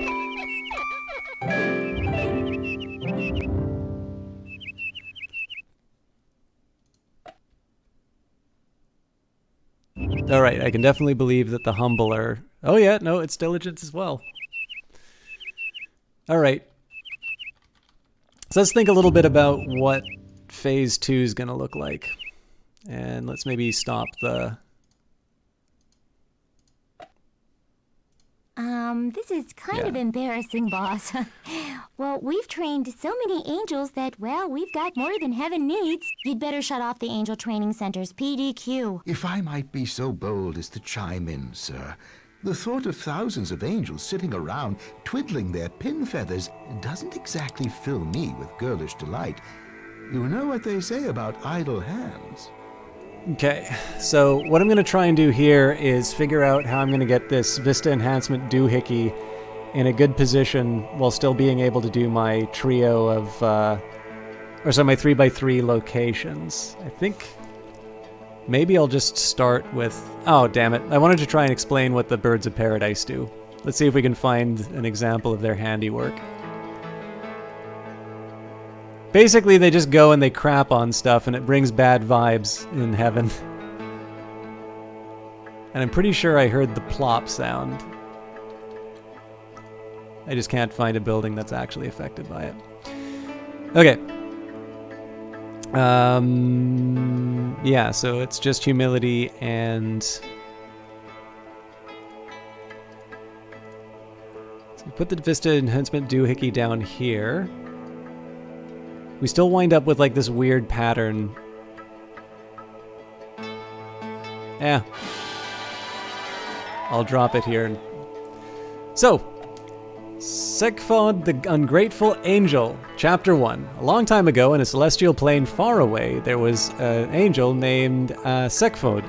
Sekvod was something of a misfit. While all of the other cherubim and seraphim were perfectly content with the wonders of heaven, Sekvod could and would find fault with everything. That sunset's too red, he would whine. These bonbons aren't chocolatey enough, he'd mope. This velvet cushion doesn't quite fit the contours of my butt, he'd moan. Finally, he decided to do something about it. First, he built an enormous Vista Enhancement doohickey, which made everything in heaven within a 10-mile radius look even more perfect than before. The powers that be were impressed. Alright, so obviously we're gonna... Oh crap, we could still lose souls. Yep, there's still, Are we really at capacity on all? Jesus Christ. Okay. I'm gonna need to find another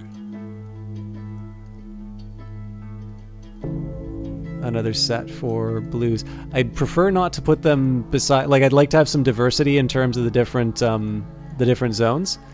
So I'm probably gonna add the blue on the right hand side. Actually, you know what? I think I'll maybe just add them right here.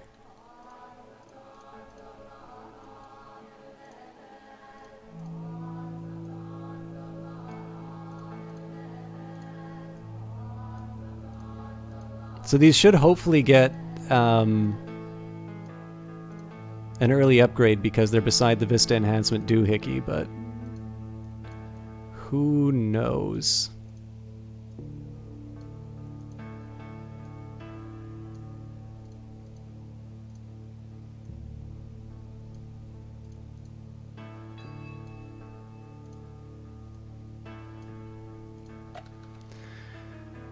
Okay, so we'll build a little blue trio here, and we'll put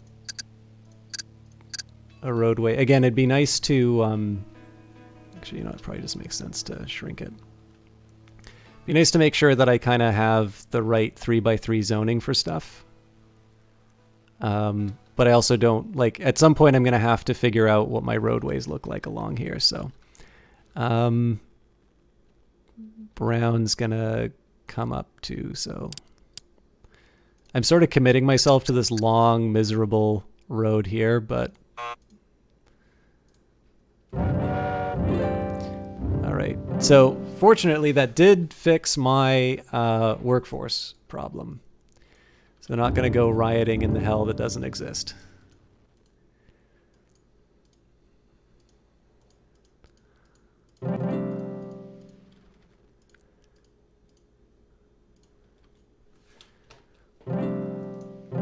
And we're still losing tons of money. Apparently, well, actually, yeah, the roads are really good.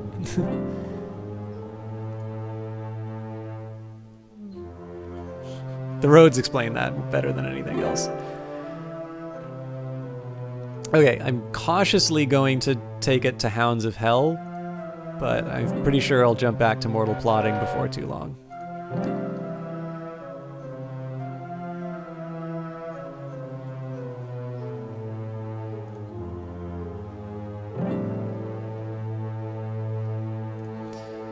While we're at it, no, actually, I can afford to turn on the training center again because we're above 10%.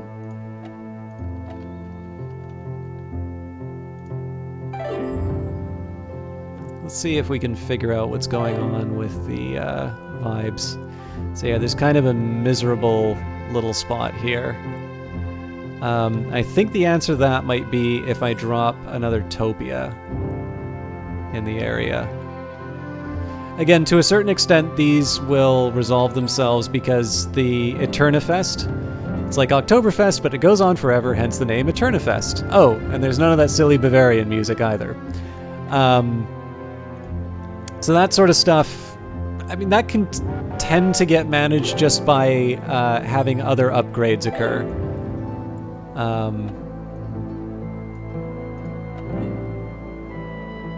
All right, yeah, we're in reasonably good shape as far as our buildings are concerned, and we're slowly closing the deficit, but I suspect we're probably gonna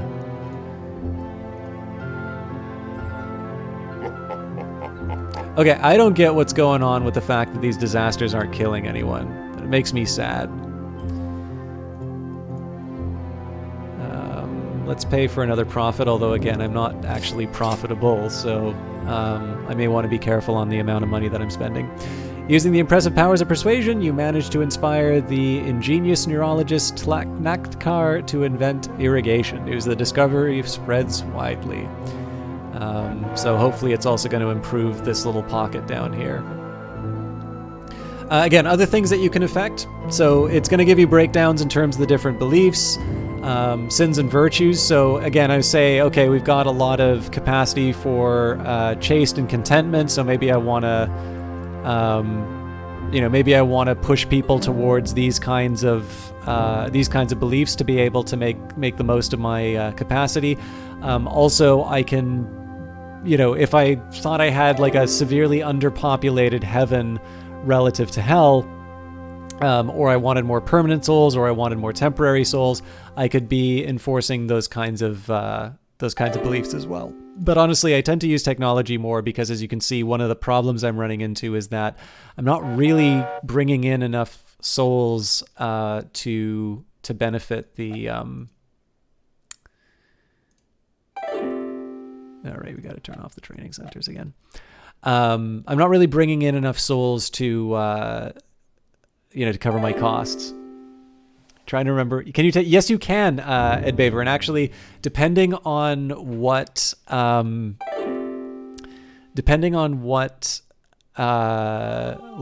plane they're built on, you get different loan terms. I should build one of these things, but they're actually kind of expensive. So it costs $1 million to build the best bank. So you've got the Flying Piggy Bank, the Eternal Trust Savings and Loan, the First Warthog Banks of Hell, and BH&D Savings and Loan. So Heaven charges you interest, Hell does not charge you interest, but if you fail to pay the loan in Hell, then they just take it out of your souls. Okay, I'm actually really curious what game you're referring to now, Eyes of Sin. Because if there's another game like this, I would love to play it. Again, I'm just taking the opportunity to get a little micromanagement in. With any luck, these buildings will upgrade, although my hopes for them are a little bit... it's a little bit dimmer than the other ones just because it's further away from everything. Are we on... Hounds of Hell. Okay. Hounds of Hell seems to be a reasonably good pace. As long as I don't have any like buildings suddenly shrinking, I should be okay. And so disasters are not always a good thing. So obviously having a rate of souls coming into the afterlife, that's good for income, but obviously it assumes that you are... it assumes that you're ready to take them in. So one of the big things about... one of the things that I think is neat about Afterlife as a city manager, and it may just be that I don't quite appreciate the other city managers that do this, one of the things that I think is really effective about this one is that city managers will allow your city to stagnate. So the idea is that there are definitely things you can do to make your city shrink. But by and large, there is the penalties for a lack of planning is more like you're going to have to work yourself out of a corner. Whoa, Hope, the bunches of Heaven's rewards are just plain whacked out of alignment. If you ever want to see these puppies evolve any further, you better find them all and use the macro manager on them. Or you could blow them up and try again. I find a little gratuitous destruction does wonders for the spirits. I'm going to shrink the buildings again just so I can get the management done.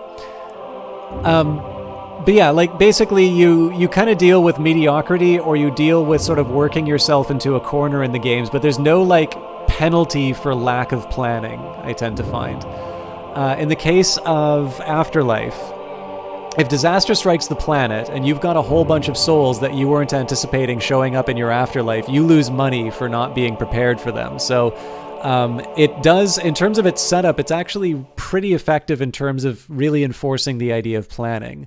Now, again, like I would argue that you probably don't need to push a player to plan in a city manager. That's kind of the whole reason they're playing it. But it's just kind of neat to see in the case of Afterlife the fact that you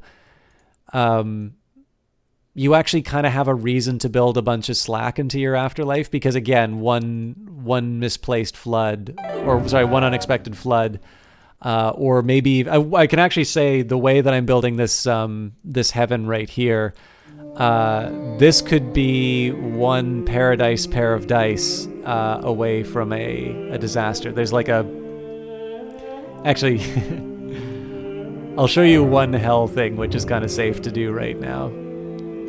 Just let me finish my planning.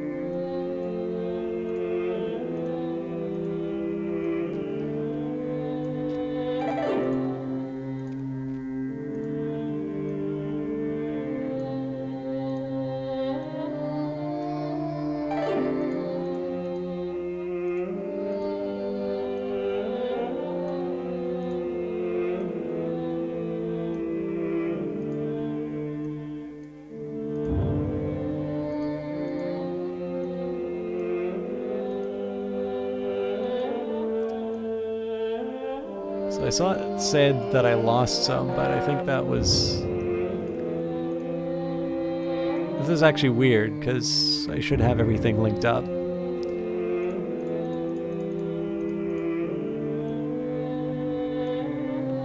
So now's the time I might want to consider using the macro manager, just because it's obviously taking me longer to get all this stuff built out. Anyways, disaster-wise... oh yes, sorry, there was one other thing I wanted to do. Let's upgrade the Seraphim State Colleges into the Halo Institutes of Technology. The Halo Institutes of Technology, or HALTECs, produce more highly trained angels faster than any other institution in heaven. There is, however, a price. The HALTEC students often lead lives of geeky isolation as they attempt to cram eons of angelic wisdom and trivia into their tiny little heads. This dweeby lifestyle often causes HALTEC angels to be abysmally lacking in social skills, a condition that is only alleviated as they graduate and enter the real world. And apparently it turned it on and accepted far more angels than I wanted, so we've probably got a surplus. Nope, still idle. Okay. So basically restricting the applicants, this is going to serve two purposes. So one, obviously I'm good in terms of employed angels. In fact, I generally don't want it to be as low as this. You want your labor market to be a less tight. There's a reason why the game recommends that you stop training at 10%, because the adjustment in terms of the upgrades to the building can actually render a lot of your angels unemployed, and there isn't a way to get rid of them. They become idle and they do start rioting in hell. So anyways, I will show you one of the disasters. So you can turn off disasters, but your the rate at which you earn pennies is lower. Now I don't want to enable the heaven ones because they become a problem. But one of the more devastating ones to run into in hell is the Disco Inferno. Unleash the Disco Inferno disaster? You bet. Hell is being assaulted by the Disco Inferno.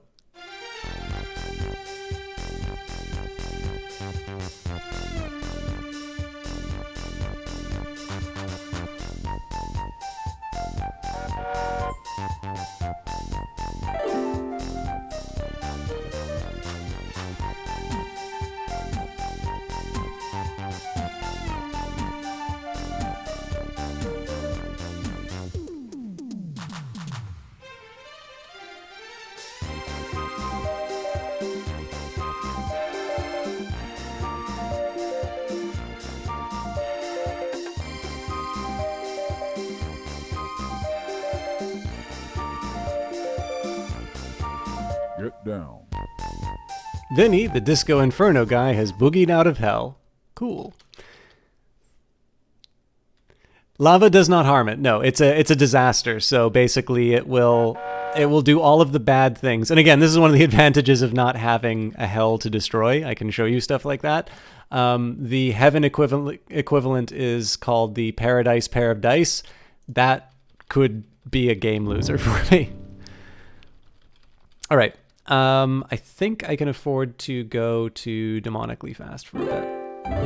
Again, I kind of want to see if we build something that will allow... Hey, here we go. Asteroid impact. 29, 321 Embos injured. Killed. 34,169 injured. Welcome to heaven. Hopefully this'll... Alright. Net income 69. Aww.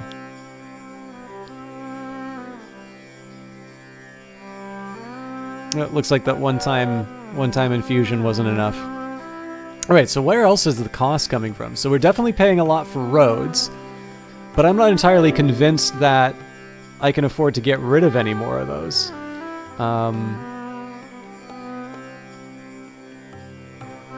We've got a pretty decent rate, so it's a quarter of a penny per soul. So really, at this point, we just need to be improving our acquisitions. I mean, maybe this is the time I want to consider... So alphism. It actually looks like... It definitely looks like people are pretty pretty weak on their belief in the afterlife. So at this case, I don't normally want to spend this kind of stuff, but let's say we'll spend $250,000 on a Ralphist. So in this case, it means that these people believe in reincarnation. You inspire the actor Clactamaktlu to acclaim the wonders of Haha Ralph Souzaism. The effect spread far and wide. So I didn't really care about the other factors. I just really want to get a little more churn going on in terms of the afterlife. So again, even with the smallest gate, we're still only about half the rate. And so if we can get if we can get souls dying and coming back, that's going to improve our churn rate. So as nice as our rate is in terms of getting for individual souls, we clearly need to be getting more bodies into heaven to make this thing financially sustainable.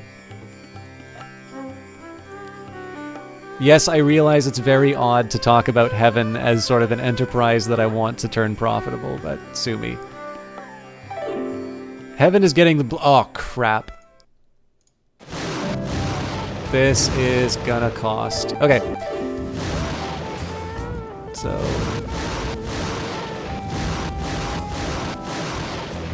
Let's build... So in this case, I'm gonna build a little limbo bar. This is to save any of the souls that would be otherwise lost. I don't think this needs to be connected to a... Oh, maybe it does.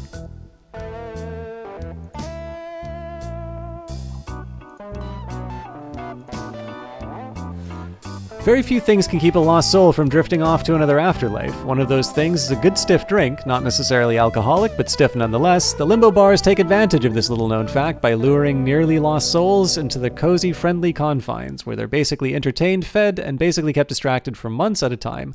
Eventually, the soul stumbles out of the bar. With luck, the demiurge has built what the soul was looking for in the interim. The little limbo bars are perfect for beginner demiurges who haven't quite figured out how they'll keep souls from getting lost. They'll entertain up to 750 nearly lost souls a year and have enough supplies to entertain about 30,000 souls in all. So this is an expensive way of keeping souls from getting lost. I don't believe they need to be connected to roads, but we'll find out.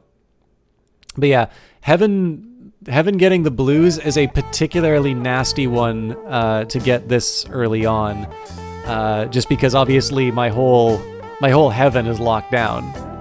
So I'm going to assume that we're just pure losses for the next little while. Okay, so I'm curious if this bar is actually picking up the people it's supposed to. Yes, so 750 souls served last year, 5,763 souls served altogether. These things do bring off negative vibes, so I don't want to have them anywhere near my desirable structures, but we already sorted that, so... The natural perkiness of heaven has chased the blues away. Yeah, well, that still cost me a ton of money, so... And looks like they have some idle angels, although I suspect that will get fixed momentarily. Okay, so looks like orange is now toast. So let's go to divine intervention so I can properly figure this out. Okay. So I basically want to find out if I can do this. And yes, I can, although it looks like... That's weird. I don't remember deleting that. Okay. I believe you can rebuild. Are you absolutely sure you want to nuke the special structure? I'm going to say no. First thing I'm going to do is save, because I believe you can replace these. So, stream 13th. Okay, so if I blow it up... Alright, we still have a gap.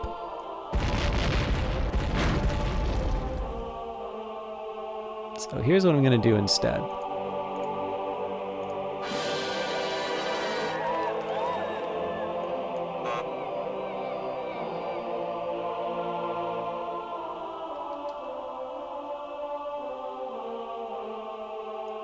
Yeah, this will work.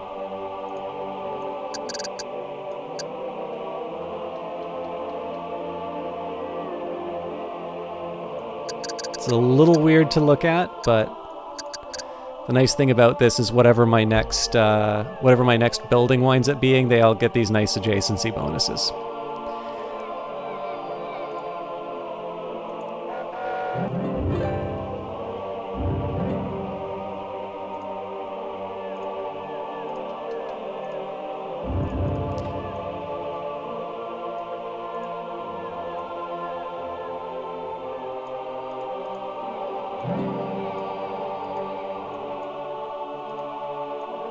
Although I'll admit I'm a little nervous about the fact that this thing seemed to have filled up right away. So let's be cautious and add another batch over here.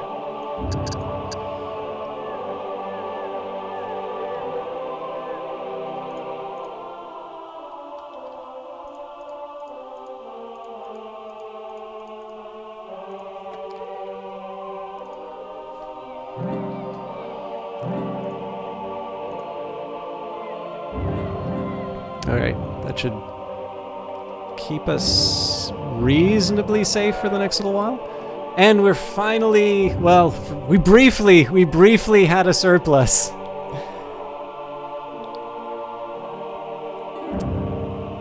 So it looks like it's the angels that are costing us now. You know, some of heaven's blessed souls have complained about how long they had to walk to get to their final reward. My heart positively bleeds for them. So there might be an argument for building another gate somewhere in the area here. But I think I'm just going to have to accept the fact that it's going to be inefficient. 34 steps? Yeah, I got to find out where the long walks are.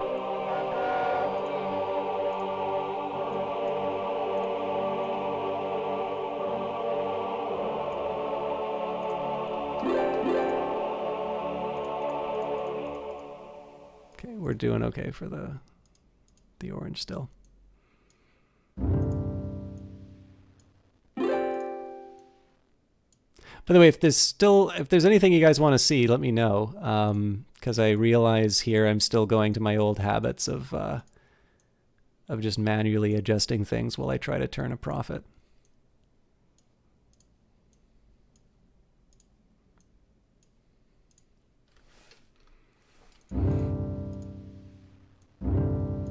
Balance isn't quite as bad as I thought it would be because I've kind of been neglecting all of these structures for a while, but clearly we're not upgrading to, like, I would have hoped more of these buildings would have been like the nice big top tier buildings. Actually, at this point, it's expensive, but saves me the trouble. Okay, so let's go to our... 500,000 souls in heaven? Yay! Okay, so it's not that big a deal, but the powers that be think it is, and have assigned a bunch of angels to build you an audio-improving embophone. Pretty nifty, huh?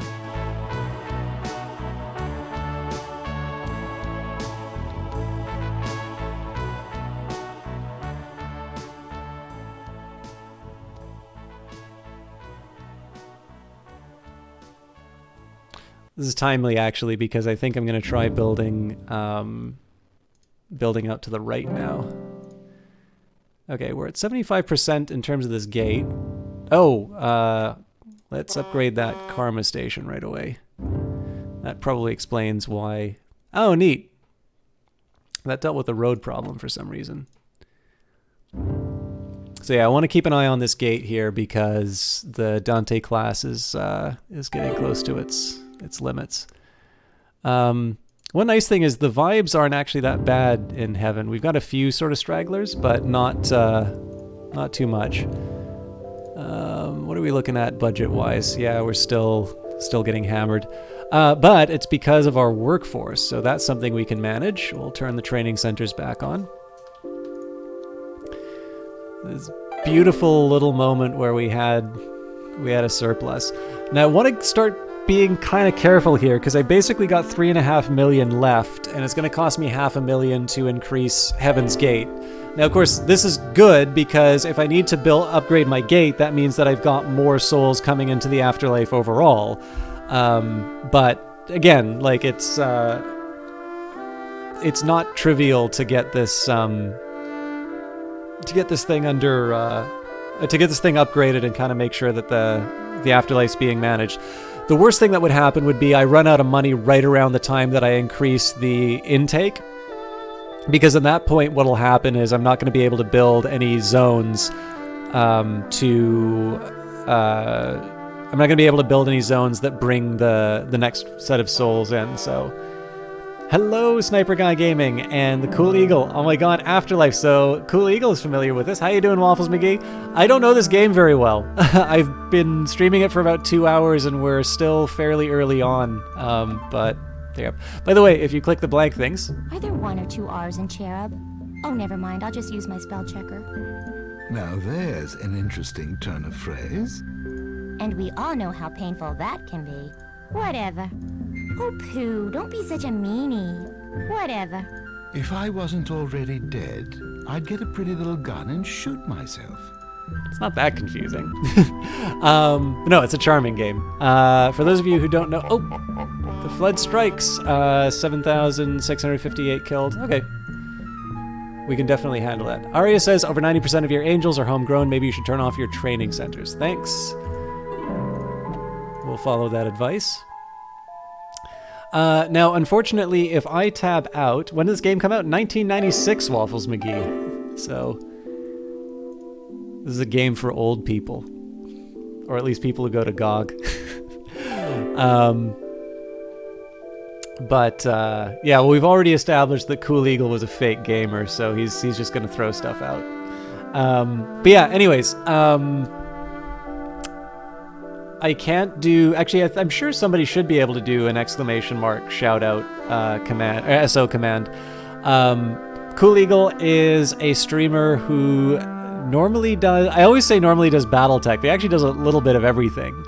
If he was playing with Sniper Guy Gaming, it's possible he was playing Elite Dangerous or Age of Wonders Planetfall. Sniper Guy Gaming, I like to say, is... Cool Eagle's partner in crime, although I'm sure in reality is actually just a perfectly competent and, manageable streamer on his own who I only know through Cool Eagle and so forever associate him with him. One way or the other. A couple of streamers who actually do have a lot of overlap in terms of the types of games that I like to stream, and I have I enjoy watching myself. So while I apologize, I'm not able to do the exclamation mark command without messing up the stream. Do feel free either to click on their name or to just go in twitch.tv/THEKOOLEAGLE or twitch.tv/SNIPERGUYGAMING. You're playing Metal Gear Solid 2 with Waffles. We're playing through all the Metal Gear Solid games. So I was way off. These moderators? Okay, that's weird, because I thought I had like a regulars feature added in. That should have covered that. I am still looking where to put this audio improving Embaphone, by the way. If anything, just so I can show you the next phase of that story. But first of all, let's see whether... Okay, so our income's not great. Like, I'm not 100% sure I want to start building hell with only 3.5 million. especially with an income of 50. Although it is starting to climb, so... Did I turn off my training centers? Yeah. So yeah, it was our labor that was costing us last time. So we're back to this beautiful, beautiful world of overall spiffiness. I'm mega schmuck. Thanks.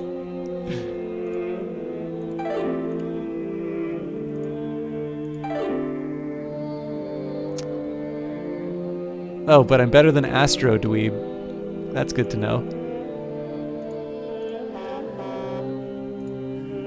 Just gotta look at the right perspective. Alright. On to the important measure. Are we getting too full? The answer is no.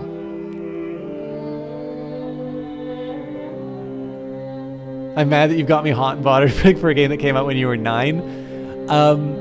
This is quite a good game. It actually has a lot more logic to it than you would think. The challenge is that the tutorials and the manual don't always point you to exactly where you should be paying attention.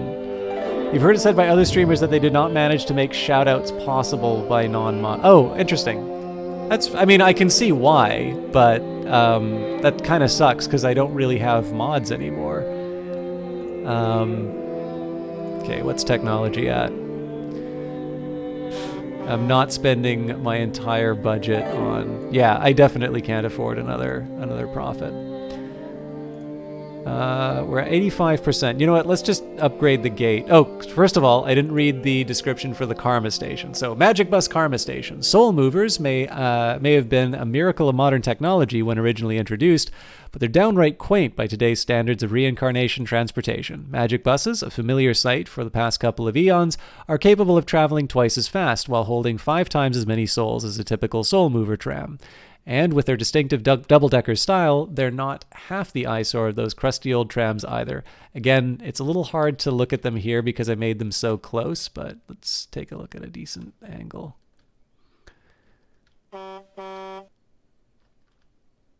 This is the XCOM School of Camera Management. It's actually really hard to find out where everything is when you change the angle. There we go. As you can see, this thing's just cranking them out because I made it so close, but we'll call it efficiency. Yeah, I know, like, it's a challenge because as soon as you do that mod, there's that, like...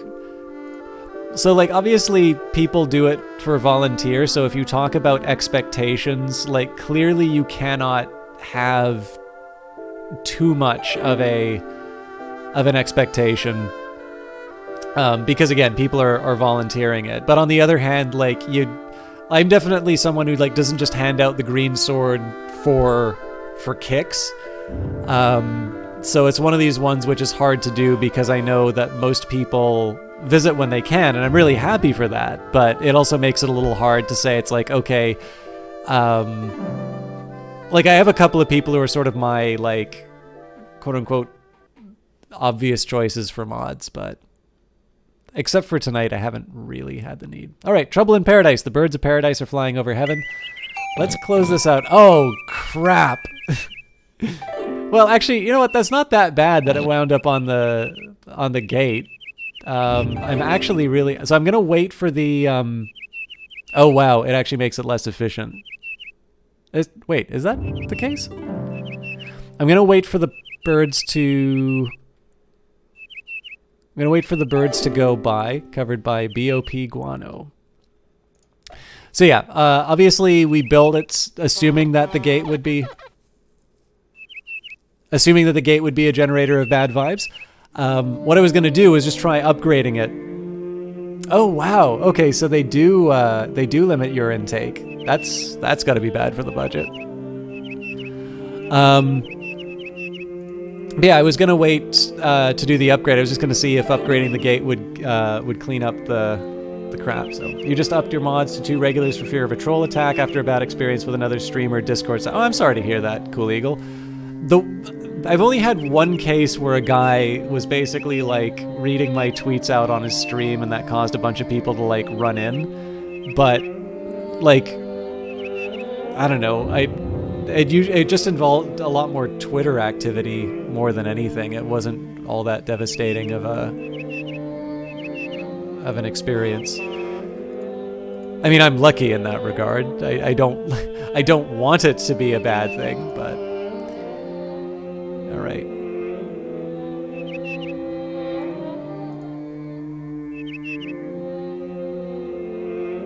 You got called an SJW, so you knew that community wasn't you. They got and they got angry that you left. I mean, did you play Battlefield 5? Because if you are, you're like the biggest SJW, and you should probably leave. What I don't know, what battle cry did you give to be labeled the dreaded SJW? Again, I'm being super cheap. I'm waiting for this thing to go to a higher level, or at the very least for the birds of paradise to vanish.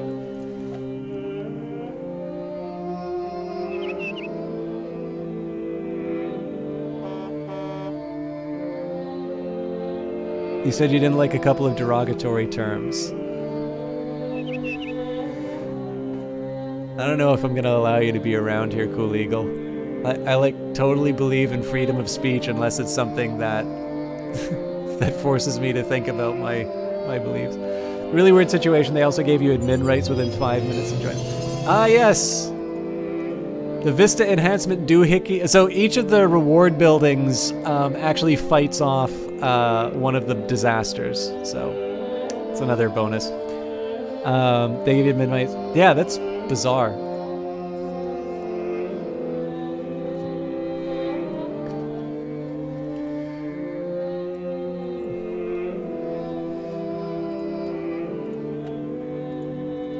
I think one of the things that weirds me out the most about that is that it's really hard to sit down and say, it's like, I'm truly on the side of the right, or well, not the right as in like right wing, but I'm truly on the right side of the issue when having taken actions that have led someone to leave the server, I am now going to pursue them to their channel to really make them know that I'm actually one of the good guys. That doesn't quite seem to be the done thing. Anyways, we're at capacity on the gate, so we'll spend the $500,000. We're now on the Pearl class. Most of Heaven's gates are Pearl class gates, capable of processing 20,000 souls a year. As in olden times, each soul is still attended by his own personal caseworker, but the angels at these gates are equipped with powerful laptop computers, which speed up the virtue tallying process by a factor of 10. So we should be getting by with this for a while. But hopefully it does increase the rate at which we're bringing people in. So one nice thing here is that our soul rate or the rate per soul is pretty solid. So even though we've had to build, kind of build a lot of extra buildings that I wasn't anticipating, we are getting a fairly healthy. We're getting a fairly healthy price for the souls we are bringing in. So again, let's take a quick look at the graph. All right, they're going to want me to turn off the training center soon. Yeah, and we're getting close to... we're kind of on track to getting 500 pennies per whatever turnover.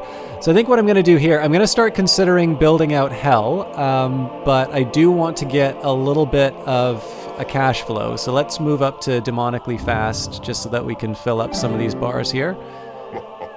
Disaster strikes the planet. Tribal conflict. 3,600 Embos injured. 3,796 injured. We just got a nice big building. What's this? Cherubopolis.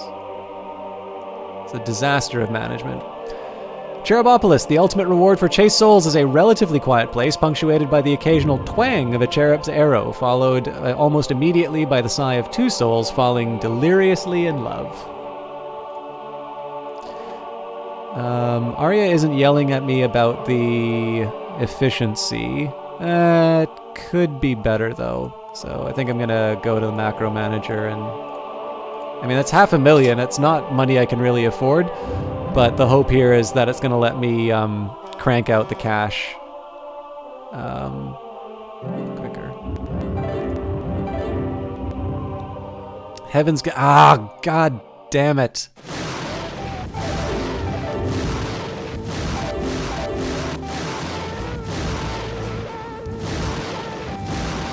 I hope the limbo bar holds out. So we're definitely going to lose souls while this thing, while heaven freezes over.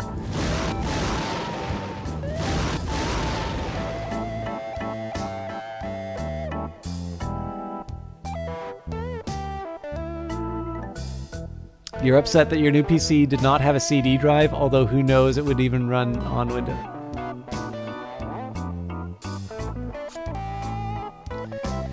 Yeah, so problem here is that I've got a limbo bar to help me with problems, but a rate of 700 in a year doesn't really work when I have this many souls that are getting nailed with the blues. The real shame is if I brought in the audio improving Embophone, I probably would have been able to scare away the blues. So this is partly my fault for not making, not expanding fast enough. All right, we'll just do demonically fast. All right, something blew up.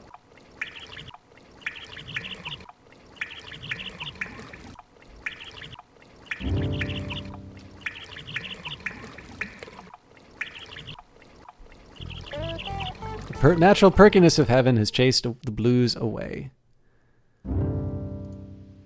Okay. So we're back to making money, which is good. Oh, so yeah, it looks like we lost a building. Let's just make sure that we're not... Oh, it was the limbo bar. I think I'm going to wait to build the next one, because again, we're short on cash. And I should just be able to crank up the speed again to get the...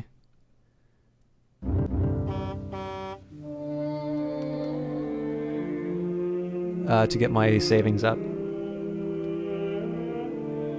Yeah, the only one I'm more scared of than the blues is the Paradise Pair of Dice. Like if the Paradise Pair of Dice roll down here, it's basically game over.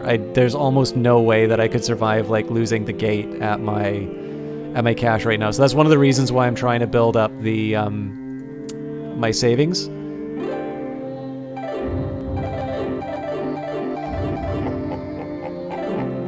11,000 killed in tribal conflict. I can manage those numbers. All right, I don't think proboscis problems. The heaven knows is sniffing up everything in sight. Nerds. So I'm trying to remember. I'm pretty sure the heaven knows is one that happens in hell, and it deposits them in heaven. The heaven knows has run away. So again, this can be really inconvenient, but for some reason when I do the heaven only approach, I don't suffer any consequences. So as you can see now, this whole heaven, like the early investment strategy in terms of heaven is paying off. So I'm making about 3,000 a turn. I'm a little worried about my my labor force. That has been turned off. I'm assuming it's all these efficiencies that are causing it. But we are kind of getting to a point where I'm going to be able to consider either building out hell or doing some serious upgrades to heaven.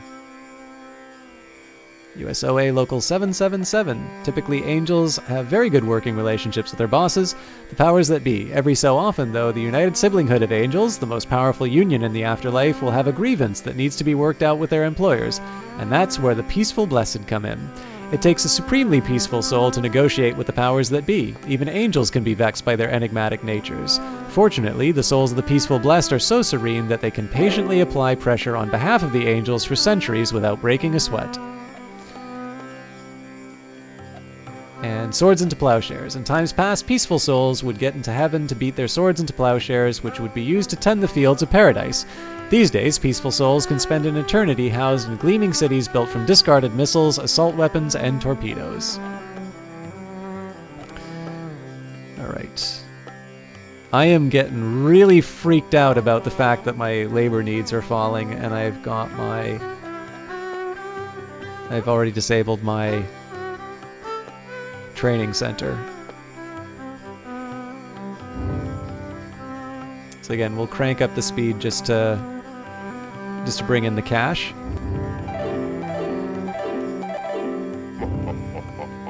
Oh, that's going to be a nice influx. Ooh, this is going to hurt. Okay. So before it gets too disastrous, let's go Limbo Bar and Grill. This should help me a little bit more with the rate. Actually, this one looks a little more localized.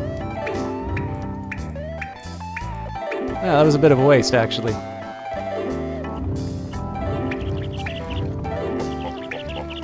Oh, wow.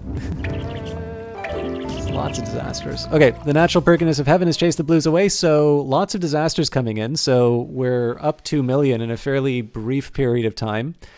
I am going to be a little concerned about whether or not we have capacity for everyone, though. So we'll go to Hounds of Hell for the next little while.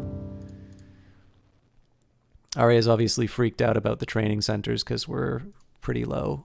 Although we've avoided disaster so far.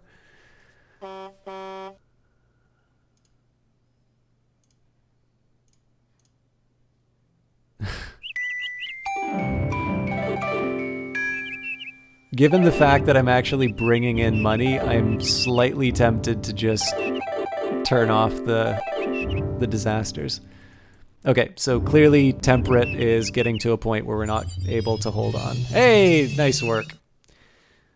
So now this kind of sucks because obviously it's going to be orange on orange, but again, orange is sort of capping all of my structures here. Although I got a better idea.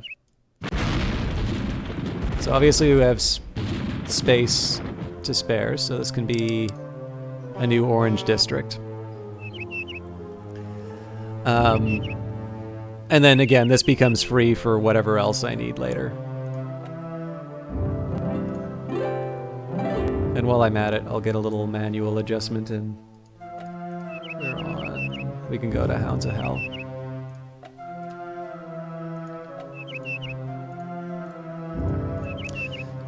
So again, the nice thing here is that if I want to avoid the cost of the macro manager, I've got enough sort of upgraded buildings now that it's not as burdensome as it was. So remember when all of these were individual tiles, adding some more of these little 3x3 blocks were really costly, but now they've got like the 19th T-links, the serenity of the fairways, the lilting quack of a duck on the water hazard, the loud thwack of a tee shot slicing dangerously from the fairway. Surely there are few activities that require such a zen-like stake of peacefulness as golf. That's why for the past century or so, the most peaceful souls have been grabbing available tee times in heaven's golf courses. Birds of Paradise have flown the coop. Fortunately, they didn't crap on anything. But yeah, so in this case here, having the highly upgraded buildings has meant that I have fewer structures to worry about the balance, so I can save myself some money by manually adjusting. Again, it's a balancing act. Like, clearly I spent a lot of time at the beginning futzing around with this slider and not really doing that much else. But here, seeing as I'm still, honestly, I'm deciding whether or not I want to put the time into really upgrading heaven, or if I'll do like a little sojourn to hell. That is going to give me multiple things to focus on, but that's also not the worst thing in the world to have happen to me. And with 6 million, I honestly should be able to afford some hell. The one thing I'm a little bit worried about, though, is whether or not the rate at which souls come into hell is going to be proportional to heaven. I'm going to think it is, which means I'm going to need to build a particularly gnarly hell to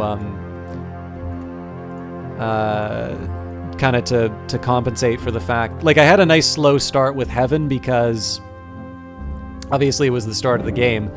Now we've got sort of an intake that, again, it's great for making money, but it does mean that I need to be a little more careful in terms of how I need to be a little more careful in terms of like making sure that I've got enough capacity. So, 133,000. Yeah, so like if I was just starting a hell right now, I would just be like murdered by that. Mind you, we're also like past the halfway point from the initial endowment that we had for heaven, so I'm probably being a big baby about it. Okay, so we're 26% for gate in heaven. What I am curious about is... Okay, yeah, so there's no cost to actually starting with a smaller gate and moving your way up. That's good to know. There's a couple things that I'll do before we move on, and I'm really worried about this temperate, but we should have a couple of... Yeah, some of these areas really should be getting an upgrade soon, I think. Clearly there's bad vibes going on here, but...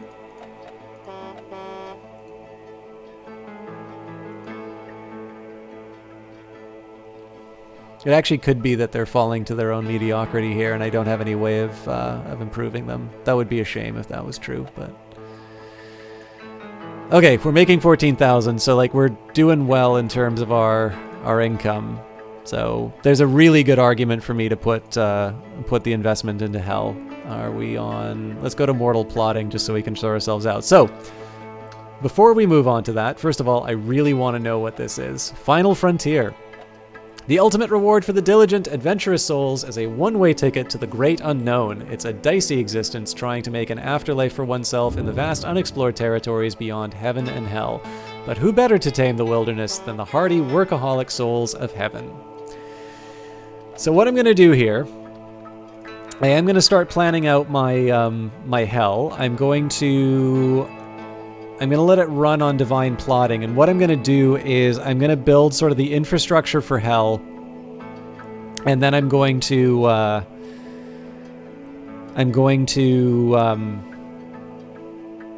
what's the best way to put it? Like, I'm going to add the gate last. So like this strikes me as a really good plot for hell.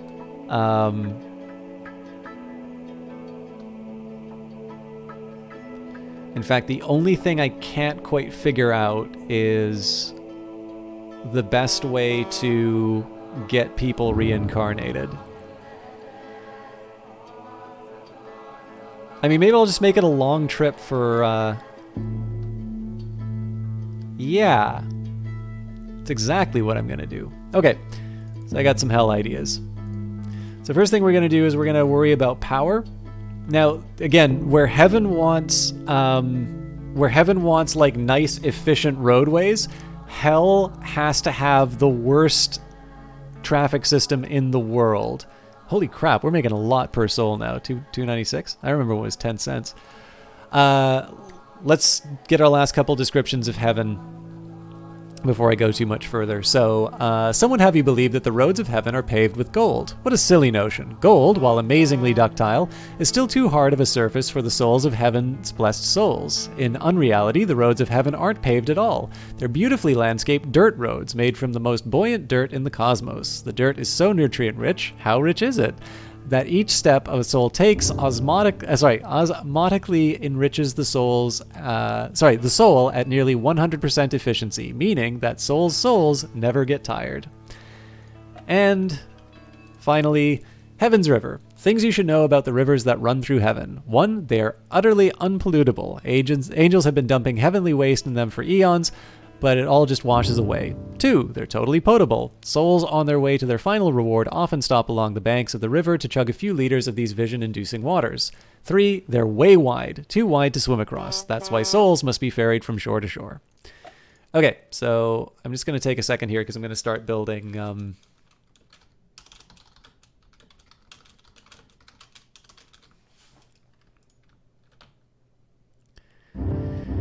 Okay, so first thing we need to do is sort out some power. Now, normally I wouldn't care too much about having the power in the same region as where my buildings are built.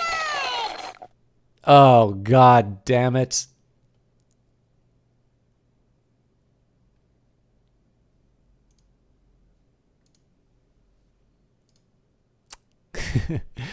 I've got too many angels, not enough work. Okay, I believe ports employ lots of angels, so let's throw one of those down. You're killing me, game.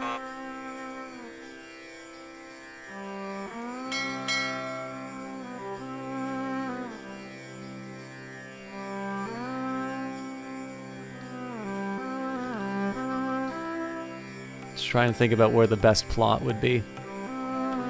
So I believe it counts as one unit no matter how far you travel. So let's dump them off here.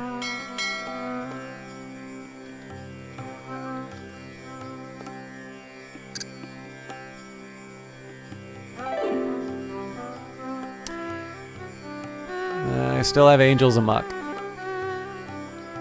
Well, it was worth a try. This is kind of embarrassing, boss. Well, we've trained so many angels that, well, we've got more than heaven needs. You'd better shut off the Angel Training Center's PDQ. If I might be so bold as to chime in, sir, the thought of thousands of angels sitting around twiddling their pin feathers doesn't exactly fill me with girlish delight. You know what they say about idle hands. Curious if this employs any angels. Not really. Alright.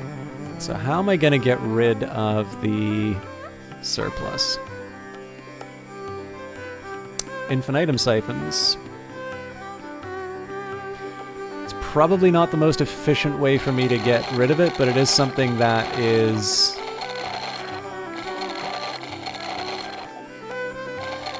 is actually something kind of useful. And again, rivers conduct the ad infinitum, so...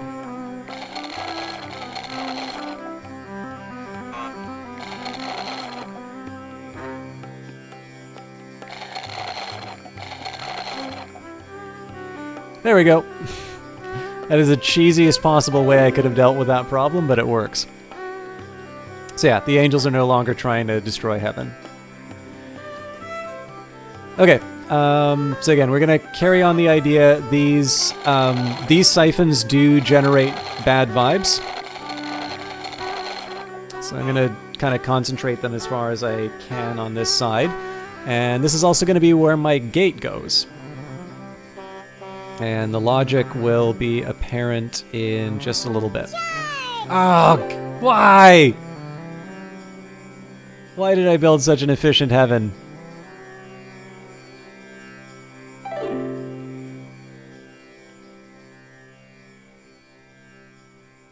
All right.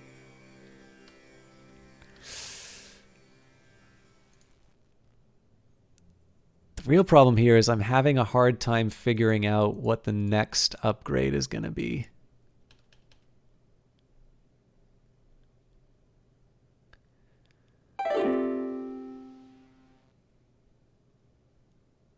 I'm kind of at my limit as far as heaven goes.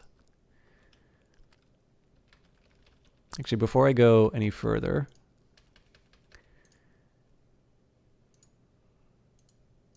yeah, it's all charged. God knows where these people are going, but okay.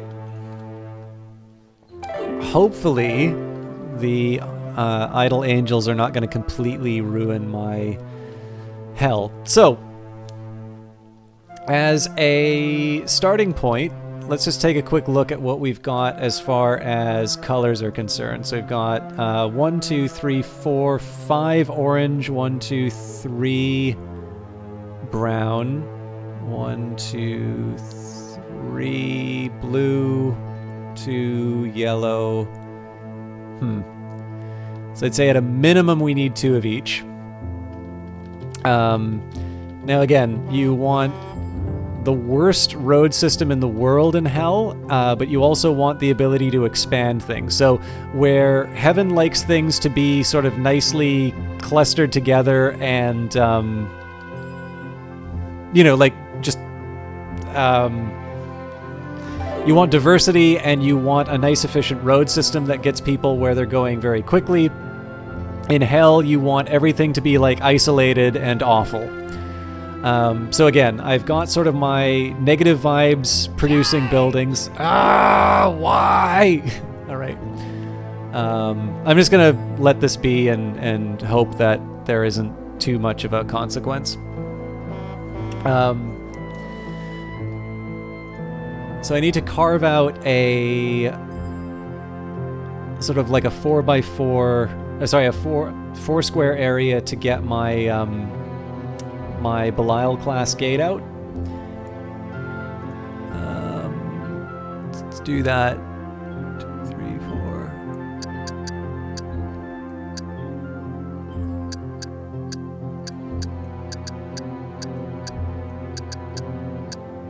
I just made it 3x3, didn't I? I'm too dumb to play this game.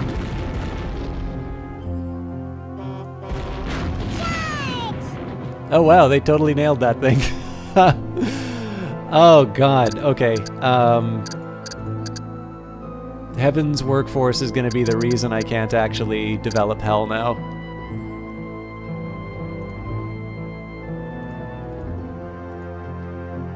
$2,000?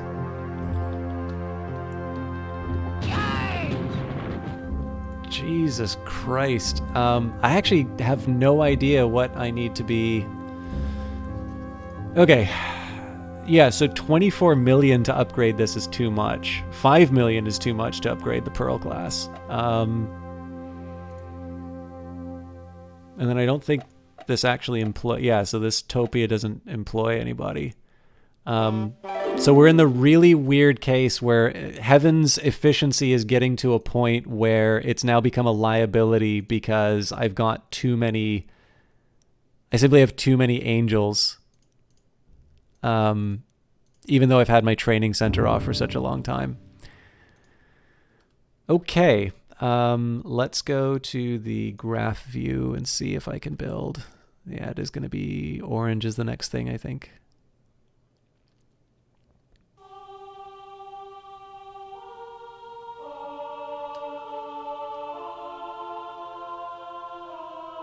So yeah, the big dilemma here is I don't know if they destroy roads, so maybe I can try building one of those.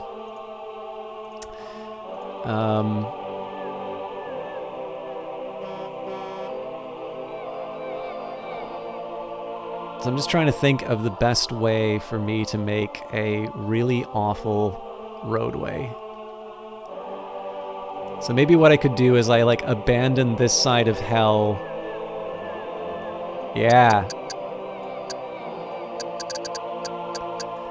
So I'm always gonna make sure it's like 4 away.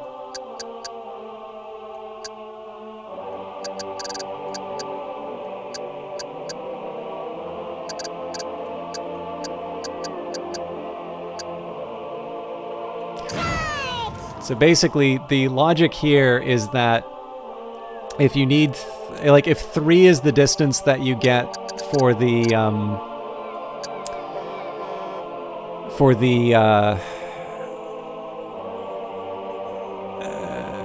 like the locations, I'm basically going to make it so that there's a gap of 4 in between the locations. So I think the idea is that you can't jump over this distance. And this whole upper area of hell is basically just going to be dedicated to making the longest, most uncomfortable walk possible. Although I kind of screwed this one up. So people might be able to skip over this bit. Yeah, this is all my siphons dying. I mean, it's just as well that I'm learning this now before I built something really expensive. But this game's pretty unforgiving with idle hands, it turns out.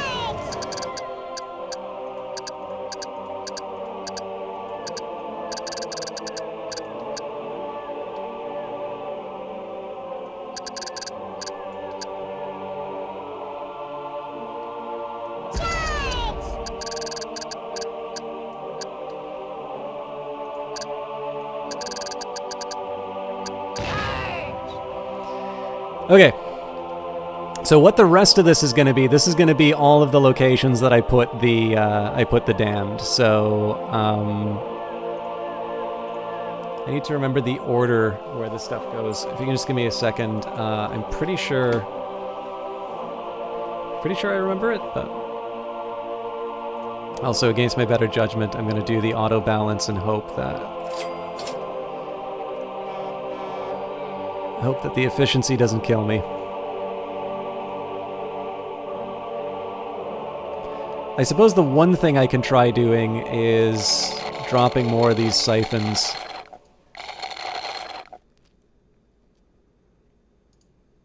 Although to be completely honest with you, I don't think they're actually contributing anything to the grid.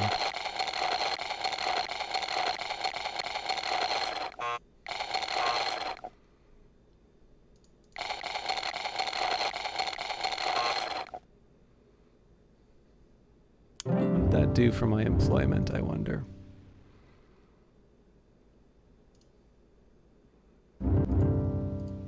So again, we get that false hope of the fact that we don't have people imported.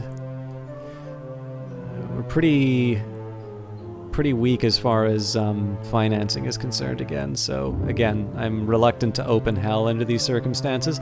I am, however, going to build more siphons.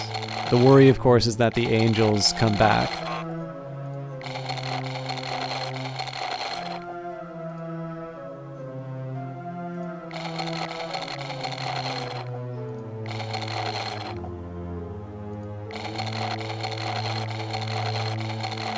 So it's worth noting when we take a look at the, let me just double check. Okay, so it looks like looks like they're actually properly going to work now. So if we take a look at the map of hell, so all this stuff is powered, which is good. But again, oh, what? Interesting. Okay, I should have kept that in mind. So these actually would have been more desirable to have by my structures. That's good to know. So I kind of have a way of incorporating it with the design, but I kind of wish I knew that, because like I completely would have made just this string of punishments. That's fine. I'll just keep that in mind for my extension when the time comes. But let's just take a second here. Afterlife game order for hell.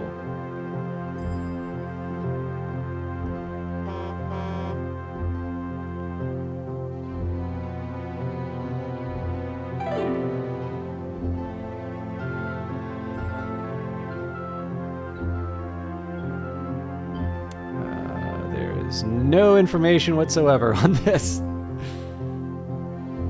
I'm almost certain that there's one, like one goes one way, the other goes another.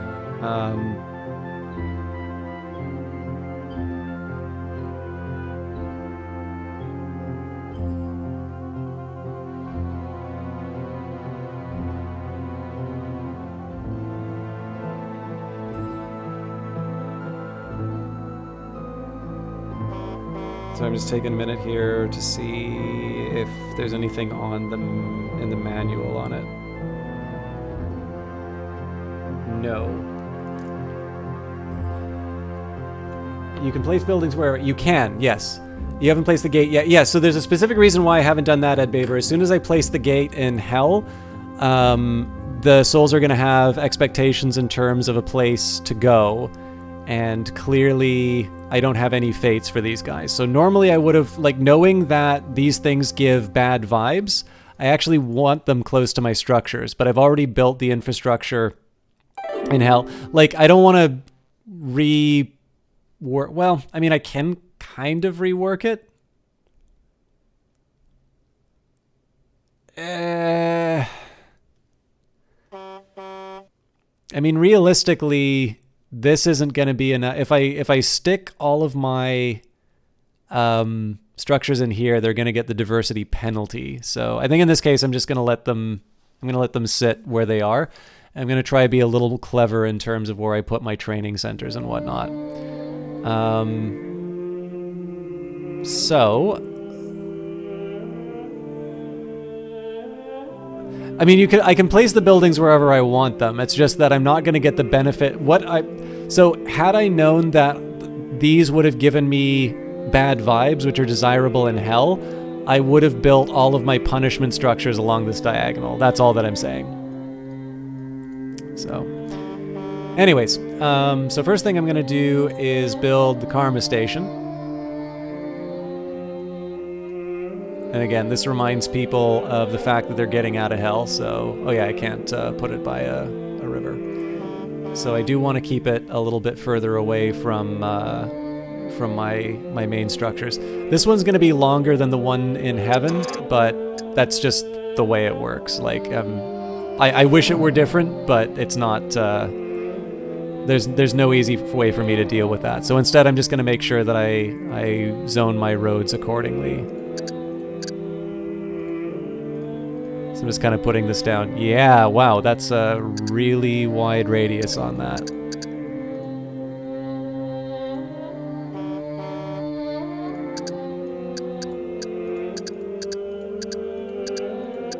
Again, this is really just for me.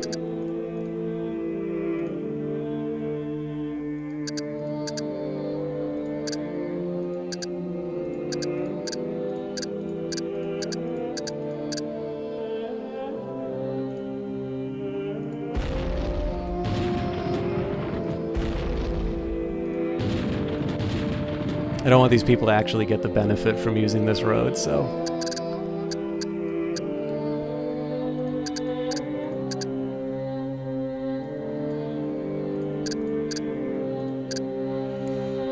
Okay, now we can actually start putting down some structures.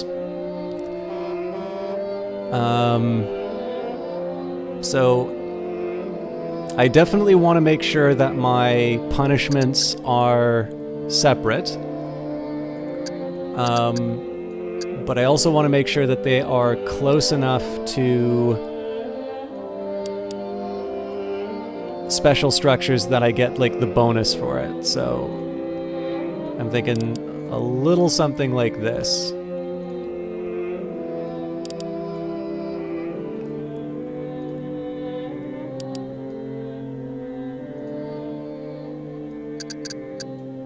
And this is because I'm a bastard.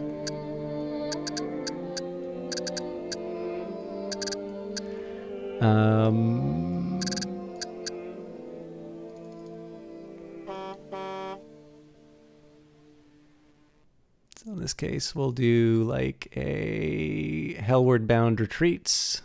Birds of Paradise flying over heaven. I'm just going to accept that that's going to suck for a little while and there's nothing I can do about it.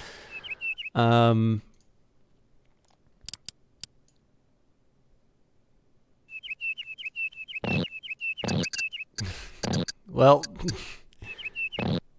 wow, they're really dropping bombs. Okay. Charge! God damn it. Oh, it's probably because of the deposits. All right. Oh, they didn't land on anything. Fair enough. What are we looking at workforce-wise? Jesus Christ. You know, some of heaven's blessed souls have complained about how long they had to walk to get to their final reward. My heart positively bleeds for them.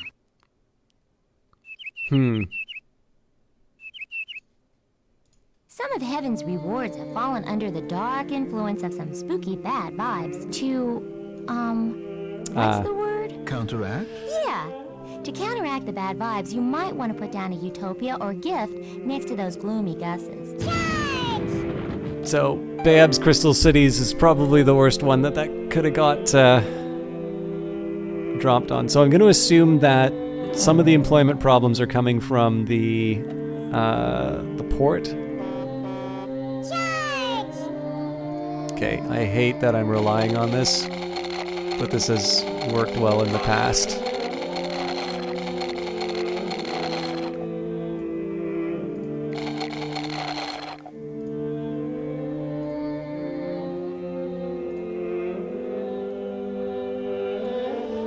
Also, it's been a while since I know I've been on the slow mode, but I'm a little curious. All right, so maybe we'll need some yellow.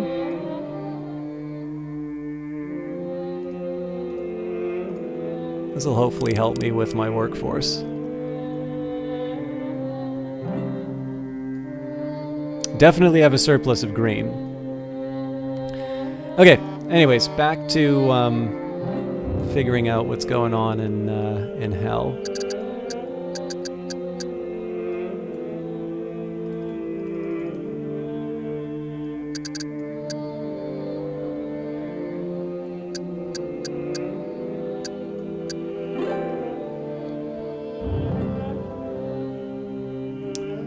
So I'm going to start with the tombs. I need to figure out exactly how I want to angle this. So the neat thing about these structures is they don't actually need to be connected to roads. I just want to somewhat centrally locate them so that I can spread out the bonuses of the darkness. The powers that be think that every demiurge who hits the 5 million soul mark in heaven should get a heaven-sent atomizer. I think they should get a big hug, but I guess this lasts longer. I haven't even placed the last gift structure. Okay, let's do one of these. I mean, if I have to build around it, it just means that the roads in hell are even worse. So, okay, so yeah, and this is just about building the 3x3s where I can and making sure that there's enough isolation among all the different buildings. And again, I have other ways of adding sort of more, like all of these little areas here, I can keep adding more buildings if it really comes down to it. I'm just kind of exploring my options right now in terms of trying to get the most out of these bonuses. I kind of screwed that one up, but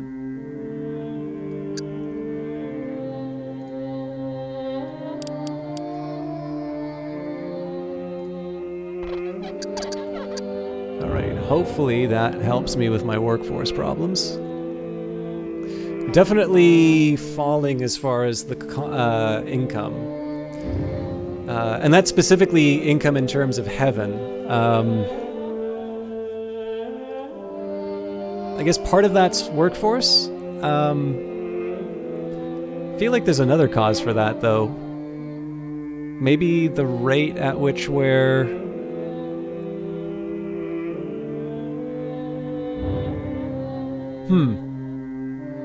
Yeah, maybe the rate has slowed down in terms of what we're getting. You know, some of heaven's rewards have fallen under the dark influence of some spooky bad vibes. What's the word? Counteract? Yeah. To counteract the bad vibes, you might want to put down a utopia or gift next to those gloomy gusses.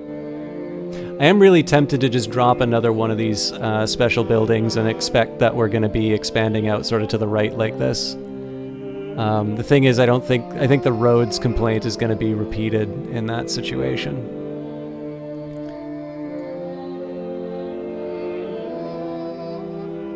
Also, I'm also curious because I've upgraded this karma station. That might also be causing more. Yeah. I'm going to be really curious about what happens when we clean up the guano.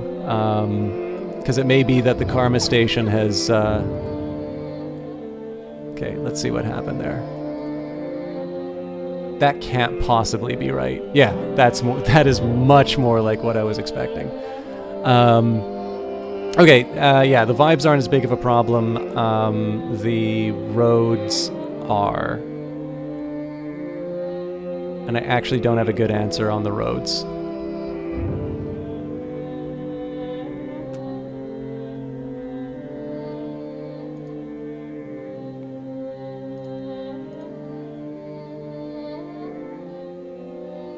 Okay, untrafficked is good, though.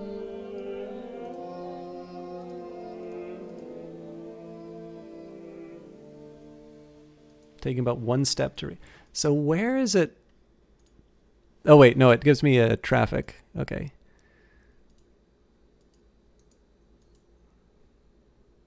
So yeah, like everything's kind of congested, but I don't think congested is necessarily bad. I just think it's the distance that's screwing me. Then again, maybe adding some horizontally isn't actually that bad of a move.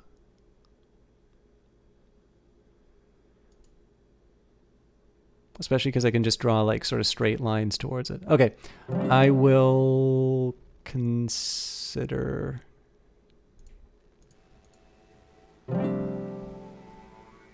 Yeah, because like all of these things say it's like it takes on average 7 steps. Okay, yeah, there's a few here like 20, 20. Okay, this is the... This is where it breaks. Unfortunately, I don't think I have a good answer for how to make this a little more efficient to get to. I think my efforts for... Yeah, actually... So my efforts for diversity kind of screwed me on that because I just made a nice big loop that everybody needs to walk around to get to, and I don't have any way of really recovering that.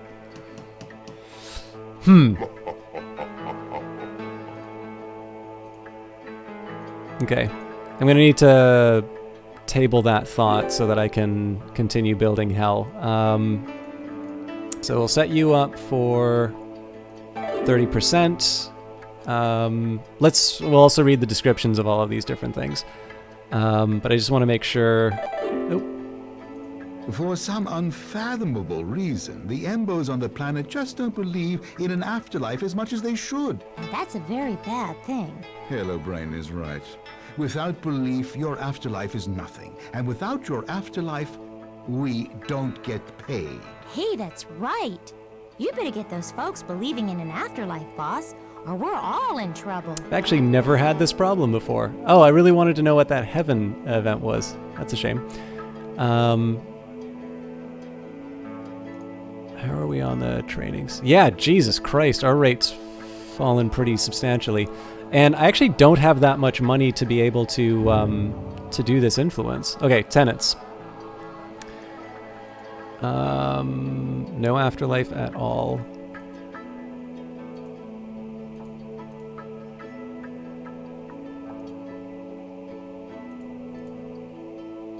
So, Ralph. I'm actually not really that invested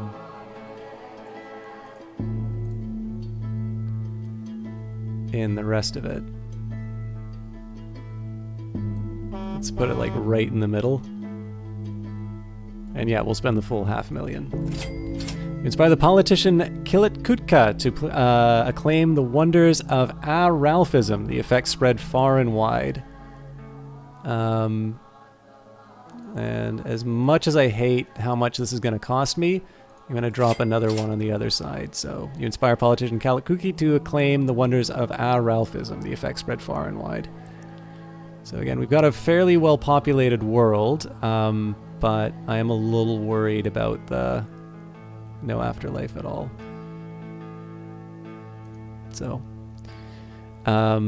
again, the plot behind that is to encourage people not only to believe in an afterlife, but to believe in reincarnation, which means that I get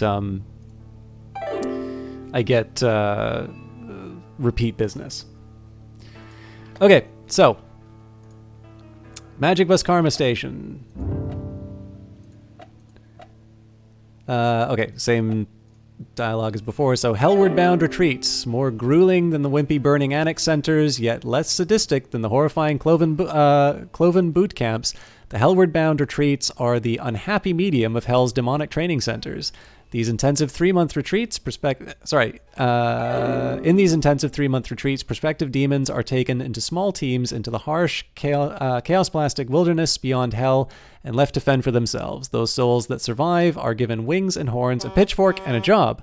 Those that don't are sent back into the pit. And then the tombs, demons as a rule loathe the damned and want to have as little contact with them as inhumanly possible. That's why all their city structures, what we call dystopias, incorporate some sort of anti-gravity device. They don't want their living quarters even touching the same mud that the damned wallow in. The most primitive of these dystopia are the Towers of Unfortunate Missteps. The tombs represent Hell's first attempts to totally disconnect the demons from the damned. As you can see, they only figured out the principles of anti-gravity towards the very end of the construction phase. Once the zero-G sphere was erected, the strange, jutting tower that was supposed to house thousands of demons was quickly abandoned.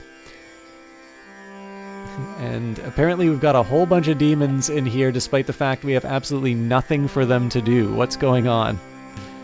And of course they're 100% imported. So, I think I am ready to make an incredibly irresponsible decision and open it up. I'm going to do the Milton class and then upgrade it to the Belial class. So this is so I can read the description. Demons are a stubborn lot. Although recent technological advances have made it possible to process up to 2 million souls a year through one infernal gate, many demons still prefer these intimate Milton-class gates.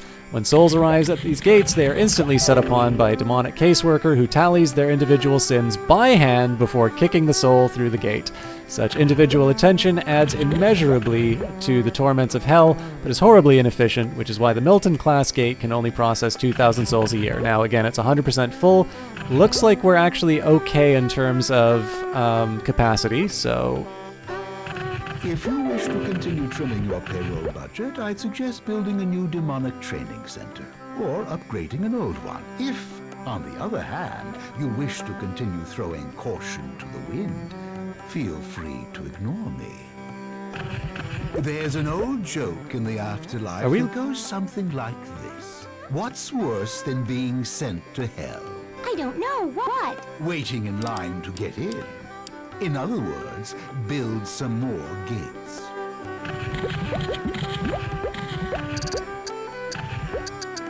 I'm a little worried what's going to happen. Okay, this is getting out of hand.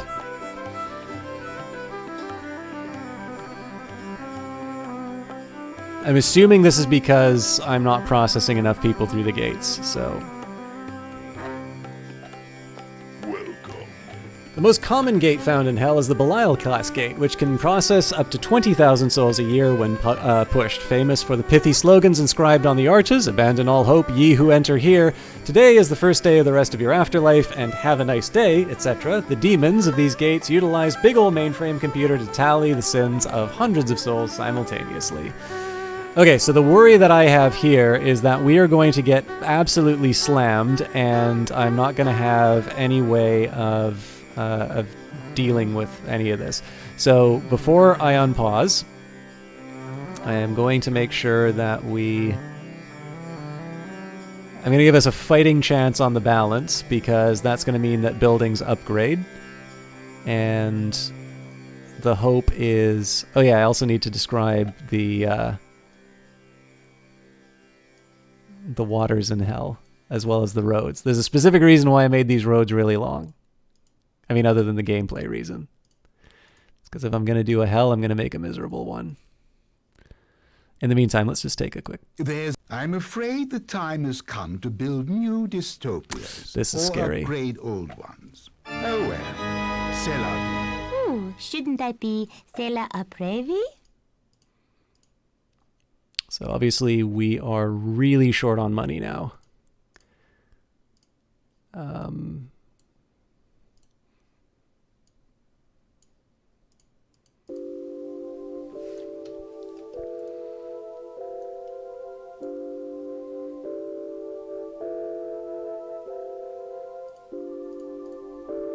So the hope here is that the increased intake in Hell is going to cover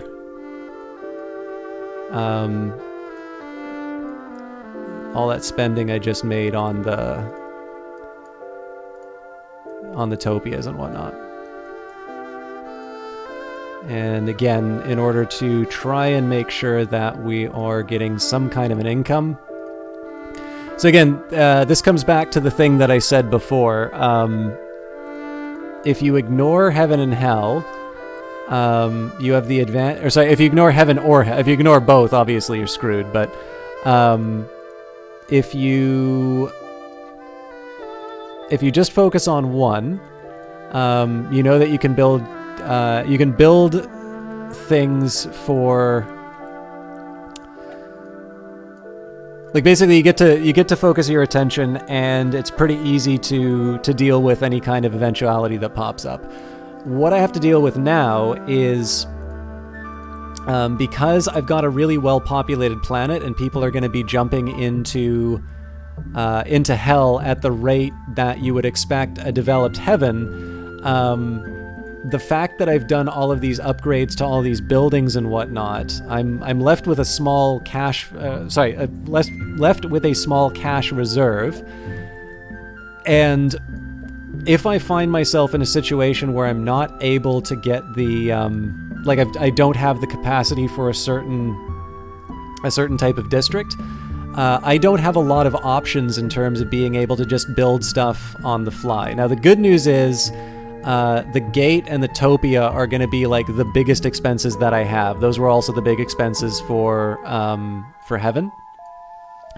So it's not quite as dire as I'm making it sound. But again, it's one of these ones where I want to make sure that I'm, as much as possible, being mindful in terms of my like the costs. And so for instance, I'm not going to upgrade this training center. But the good news is that my demon labor, 94% imported, 34% commuting. So one big thing here is that I'm going to be able to lower my costs. Oh, actually, Heaven's turning profit. Okay, no, this is going to be okay then. So we're definitely not making the money we were before. I'm also okay. So Mega Schmuck. I'm a little curious where I'd be profit-wise. Yeah, we've really fallen from Heaven's heyday.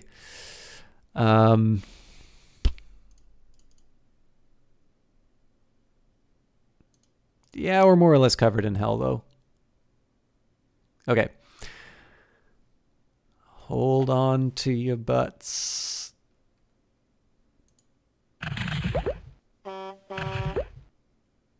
Hooray! Okay, other neat things. There's a lot more pictures in hell. So, Hell's River. If you should find yourself in hell, for gosh sakes, do not attempt to swim in the rivers. Besides getting the dank, smelly, disease-infested, stagnant, and crawling with all sorts of unnameable serpents, they also tend to burst into flames at a moment's notice. Hell on 30 pennies a day, Perdition Press. And here's what Hell's River looks like. Moving right along, we've got the soul. Actually, I'll go for any of the ones that have images. And lucky you, Lust has images. Lust freezers. Those who allow the heat of their physical passions to rule over their hearts and heads. Well, your spiffiness. Hell's population has reached 50,000 souls. Truthfully, this is a laughably simple milestone to reach. But the powers that be have decided to reward you with this ugliness engine. Anyway, try not to break it. Are condemned to spend eternity in a giant freezer with only their guilty thoughts to keep them warm. The other penalty for lust, the punishing peep show pavilions are just plain nasty. As the name suggests, they're buildings full of old-fashioned peep show machines. It's hell, though, so there's a couple of twists. Twist numero uno. The faces of the lustful damned are sewn directly into the viewports of the machines, and their eyes are propped open. Twist numero tuo. The films running through the machines aren't erotic, dirty, or even titillating. They're merely evil. They're so evil the damned would gladly scratch out their eyes if they could. For slothful souls, you've got the itch. These sloth punishments are simple yet evil. First, the damned are given persistent, annoying itches in difficult-to-reach parts of their bodies. Then their hands are bound up in cute little high-tech manacles that prevent... I'm losing souls... that prevent them from scratching. Finally, they're dumped onto a field of plush, satiny, almost frictionless pillows. The demons come from miles a watch to pour these poor suckers twitch. As you can see, they've probably had a lot of fun writing this. I thought there was another image. I'm pretty sure Taco Inferno is something. Jerky City.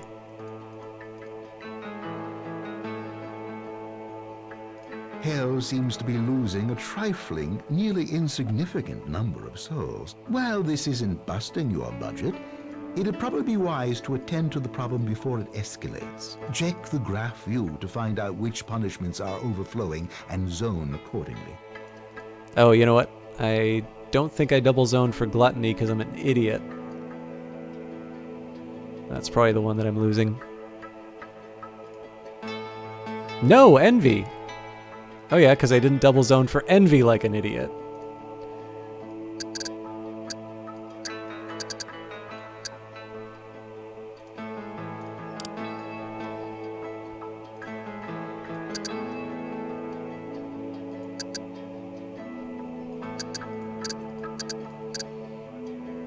Okay, gluttony is an easy one. I'll just put that in the corner here. All the descriptions are probably fake. Yeah, so I mean, like, originally when I first found out about the micromanager, I was like, this is the most boring, irritating, like, why in God's name would you make me do this? And then, because I realized that if I didn't do that, I probably would be ignoring all of these fun descriptions. I'm like, hey, that's actually not a bad little reason to give. I mean, like, I can think of more interesting ways to promote the descriptions and whatnot, but yeah, it's I'm pretty sure there's at least some part of the reason why they included this, other than just like trying to give you stuff to do while you're waiting for your afterlife to grow. Obviously, I have the opposite problem now because I waited a while for hell to build hell. I'm pretty sure this is something intended to keep me occupied while I'm waiting for the action to happen. But as it is, I'm back to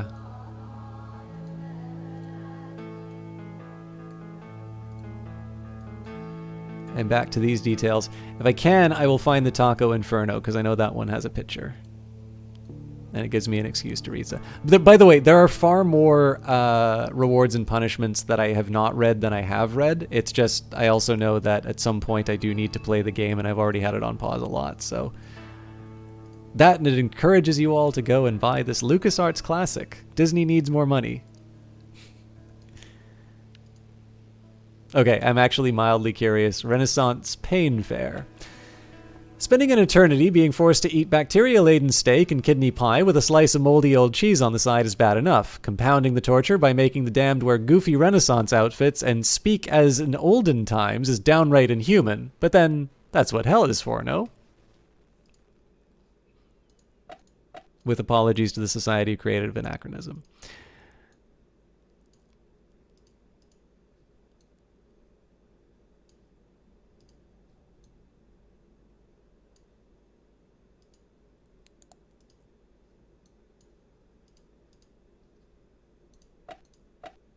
I didn't read the roads for hell, did I? I think I read the rivers, but not the roads.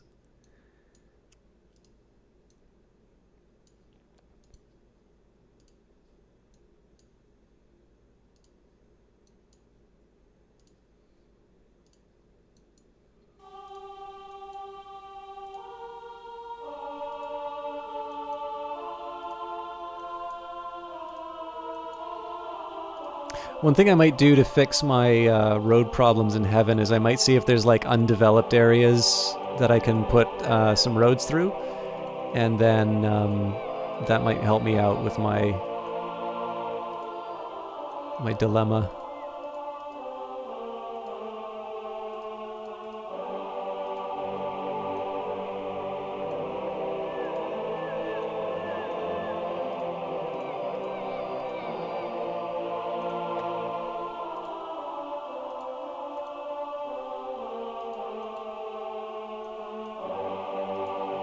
Is there really no Taco Inferno? Oh, that's a shame.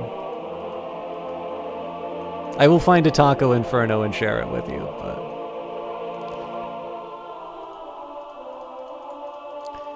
Anyways. So... Oh wow, this looks really sparse, actually. A road in hell. They say that the road to hell is paved with good intentions. Well, I don't know who they are, but they're dead wrong. As you can see, the road in hell is paved with sticky hot tar mixed with broken glass and bone shards, which is a whole lot more painful than good intentions. And of course, the whole plan here is to get people to follow this whole long path. Even if you get reincarnated in hell, it's a long walk, and ideally people wind up all the way back here, and then they come back to hell. Also, there's the magic school bus and whatnot. Okay. Hell seems to be losing a trifling, nearly insignificant number of souls. While this isn't busting your budget, it'd probably be wise to attend to the problem before it escalates. Check the graph view to find out which punishments are overflowing and zone accordingly. As long as Envy's taken care of, I think we should be okay. While you've still got the cash, I'd suggest building a bank or two. With a bank, you can get a loan, and loans can be very helpful. Wormwood is right, but I build my banks in heaven. Our lending terms are much nicer. Okay, of course I don't. Yeah, so the plan here would have been to try and, like, I don't know, get a road. No, honestly, though, this isn't that far for them to go. Like, I don't get why they're saying 45 steps to reach this spot. 715 steps? How is that possible?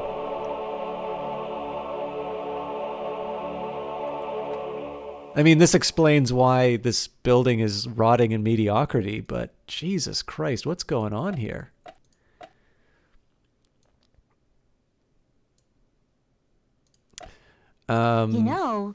With all due respect, Your Immenseness, Hell's punishments are a downright mess. At least in terms of workforce alignment. That sounds bad. Oh, it is. If Hell is ever to evolve out of its current quagmire of mediocrity, you'll probably have to use the macro manager to make some major and expensive adjustments. More than a few of Hell's punishments have fallen under unfortunate clouds of good vibes. Ooh, good vibes are keen. Yes, but not in Hell. If you wish to eliminate these keen What? patches of hell, I'd no. suggest putting a dystopia or a gift structure near the afflicted buildings.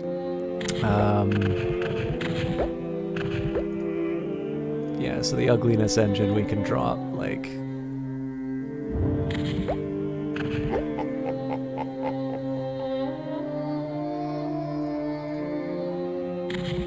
So we still have the problem over here, but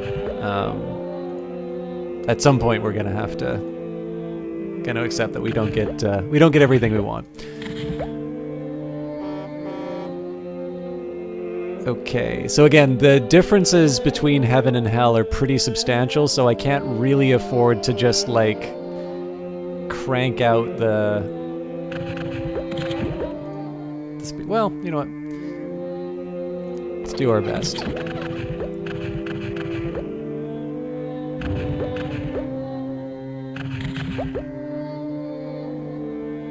So Gluttonous is doing rather well for itself. Avarice and Envy, not so much. And Wrath, I'm actually a bit worried about. I shouldn't be, though.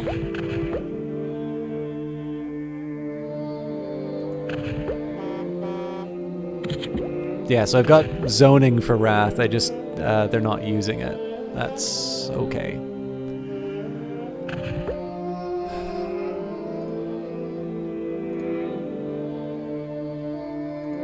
Now the real question is whether or not I want to like crank up the speed even more, because Avarice is getting kind of close to... No, that should expand, yeah.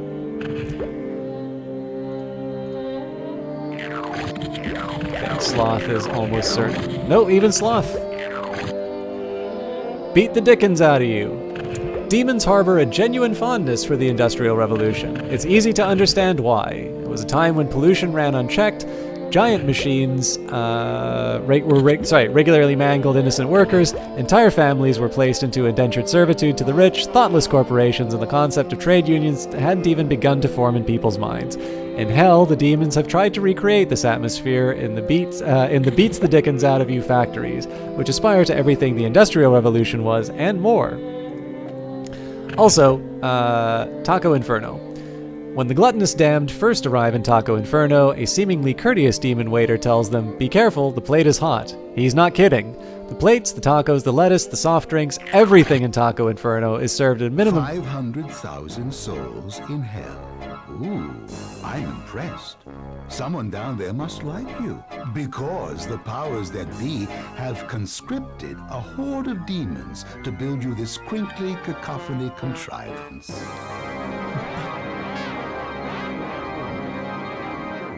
How you doing, Belladante? Yeah, I really like the descriptions. Everything in Taco Inferno is served at a minimum temperature of 937 degrees Celsius and is forced down the patrons' eternally regenerating throats with demonic relish, which is also too damn hot.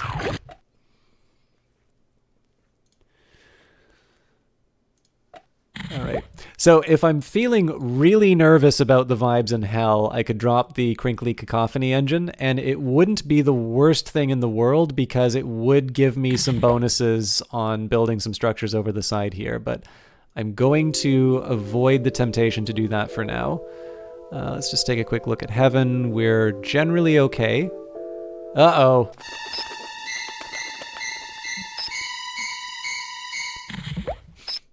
This is the hell version of the Birds of Paradise.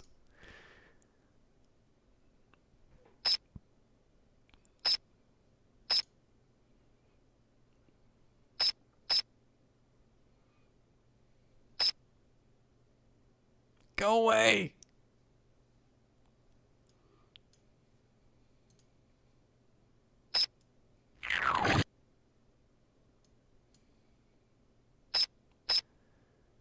All right. Is this good? Like, good as in the bats over hell are gonna crap on the buildings? The bats of hell have fluttered away. No, that's a very bad thing to have happen. Okay.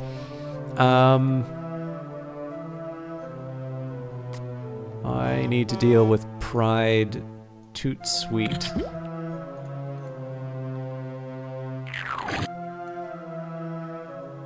No, I do not. They've already upgraded. Okay. So I'm trying to think for heaven. If there's a way I can... So like when I take a look at problem buildings, when it says it's 160 steps, like this really is this is kind of the problem part of the... Well, mom and pop shops too.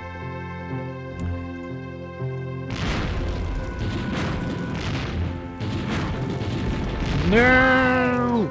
What are you doing? Oh, I think I just made a world of hurt for myself.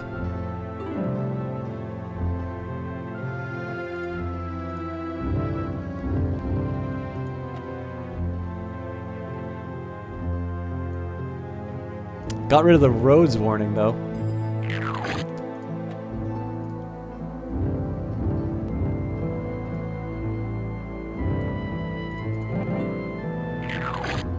Yeah, so actually, I'm in this really nice spot now where they're just yelling at me because I'm overtrained my my angels, but obviously we haven't messed around with that in a while. We do look like we're losing souls for something, though.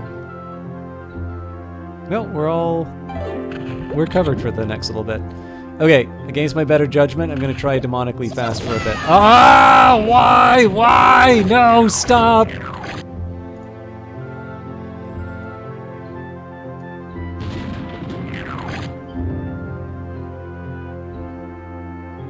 Okay, so I gotta find something to get the angels to...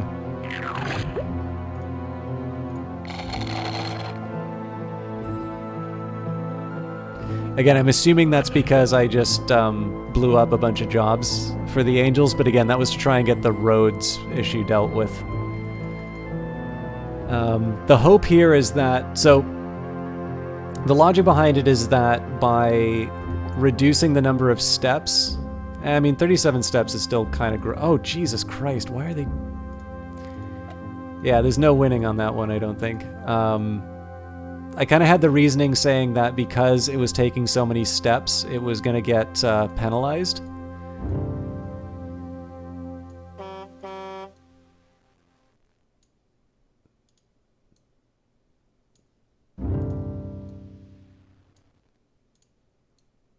I think I just might have... I probably just lost money for nothing there.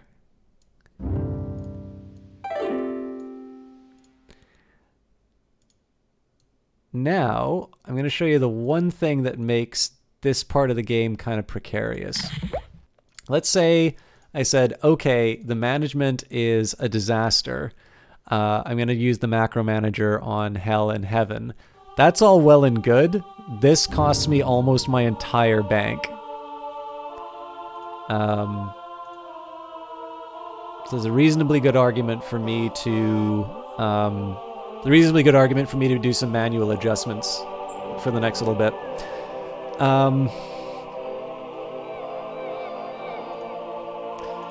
I am going to put down the audio improving Embophone.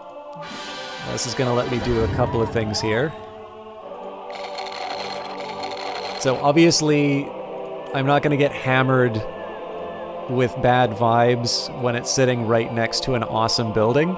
It's also going to try and improve the vibes of some of these other areas, which are a little harder to, a little bit harder to shake. So, with any luck, the presence of this machine will like help me out. How are we on capacity? Generally okay. I think diligence going to need some love, but we can work with that. Actually, wait a minute. I'm gonna try and play chicken with it and hope that this gets upgraded.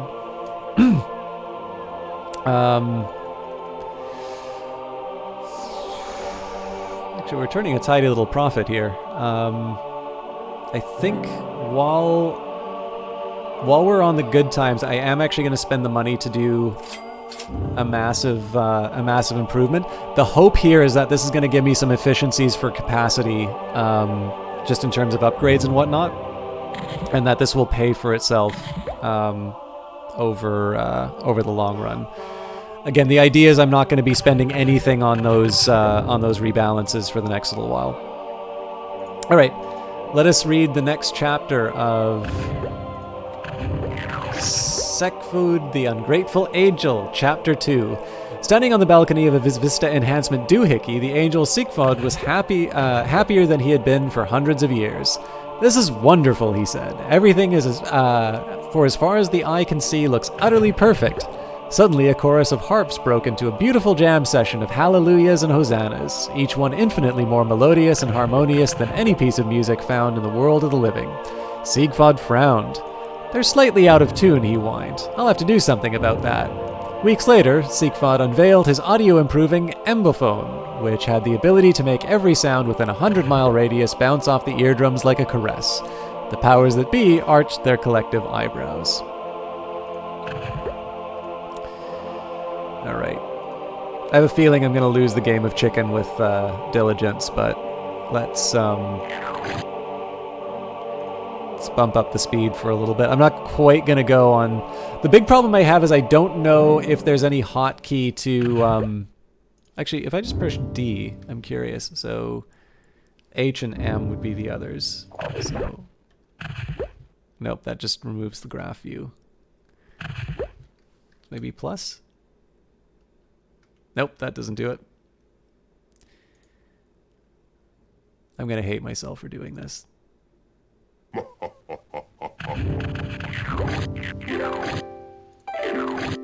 It wasn't as bad as I thought, and it does look like the towers did upgrade. When it comes to rewarding diligent souls, the most important thing for an angel to remember is keep 'em busy, stupid. The towers a go-go make an angel's job easier than giving candy to a baby. What they are, basically, are towers that get built upwards towards infinity and beyond. Some souls work on the blueprints, while others weld beams onto place. Others concern themselves with the interior design, while still others handle the daycare duties. There's a job for everyone who wants one in these straining to be infinite structures, which is just how the diligent souls like it. So heaven is full of work, for those of you who are curious. Let's take a look at my beautiful heaven. So, I mean, the good news is we've got a lot of good buildings. The catch is that my planning left a little bit to be desired because we've got steps problems. Well, no, actually, even then, they're not complaining about the roads to Aria, so. The not-so-divine comedy clubs. The good news is there's no cover charge to hear the worst stand-up comedians in all creation. The bad news is there's an infinite drink minimum, and the demon bouncers won't let you leave until you're finished. Alright, 20% in the Magic Bus Karma Station, that's good. 56% in the Belial class gate, so we don't need to do any of those upgrades for a while. I mean, of course, when the gates are like getting to a sort of a breaking point, I'm not as worried at that point, just because clearly the gates are going to be, excuse me, like the gates are going to be, I'm trying to think of the right way to say this. They're going to be generating more souls for me, so I don't need to worry as much about,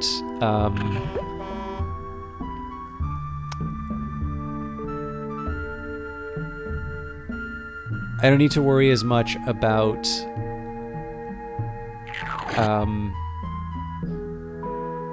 like the cost of it, because of course I'm going to be taking that 184 per soul and multiplying it by basically the fact that I need to bring in more souls means that I'm going to be making more money out of that gate is what I'm trying to say. It's been 3.5 hours, so apparently my brain has stopped working. So I'm a little worried about the steps that it'll take, but clearly here, peace is going to be the next concern, and we've actually got all top-tier peace structures. But I'm going to take the minute to manually balance these. So, Peaceful Warrior Pagodas. When a peaceful soul is ready to lay down his weapons, physical or otherwise, and spend eternity contemplating the joy of universal harmony, the Peaceful Warrior Pagodas will have a rock garden waiting for him.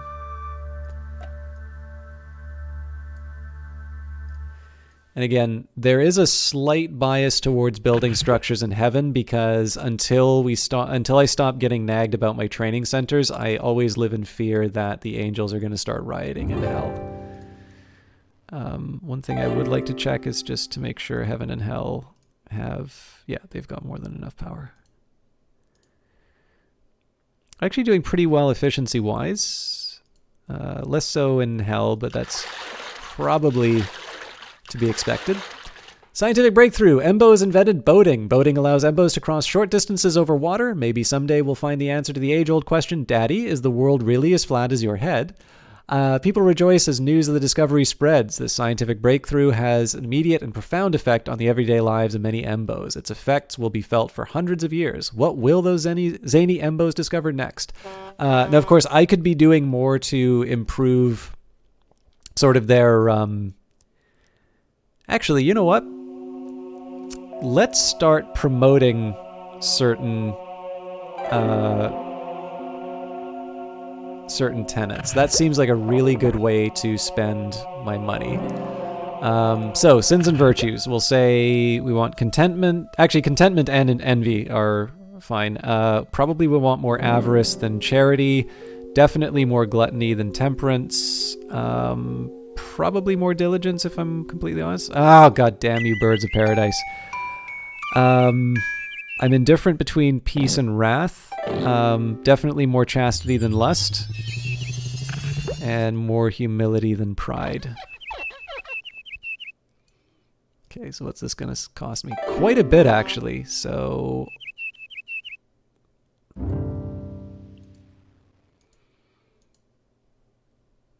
You know what? I'm willing to spend the $1 million on this. Because again, this is about real estate, so You inspire the gifted graffiti painter and then as far as tenants...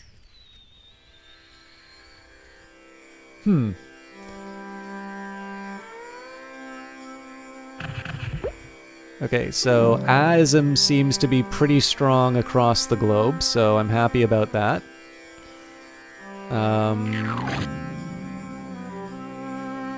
I'm actually pretty indifferent about these other ones.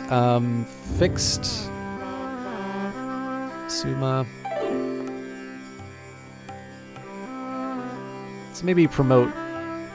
again, I'm looking for this repeat business, so we'll put some money into Ralphism. And let's actually go for some diverse... We'll go for diversity here with Sumaism. You inspire the actor Klinkiri to acclaim the wonders of Ralph Sumaism. The effects spread far and wide. So again, that was quite a bit of money we just spent on trying to alter the sort of the behaviors of the Embos. But again, this is hopefully gonna come up with better allocations for our various punishments. Okay, workforce. 7% imported, so we're looking pretty good there. The nice thing here, if you take a look, we've been able to drag our demon workforce down. So of course our costs have been improving quite a bit, and our AQ DQ is not actually that far off. Again, we're paying a lot more for our demonic workforce, and it's not as efficient because again 25% imported and the DQ is lower. But it's not as big of a difference. This is, of course, the big advantage of sort of building hell after the fact. So it's one of the reasons why I've been able to make the kind of money I have. It looks like our amount per soul is falling because of the... I think we've probably shifted towards temporary occupants. I can live with that, though, because, again, the repeat bit... Oh! All right.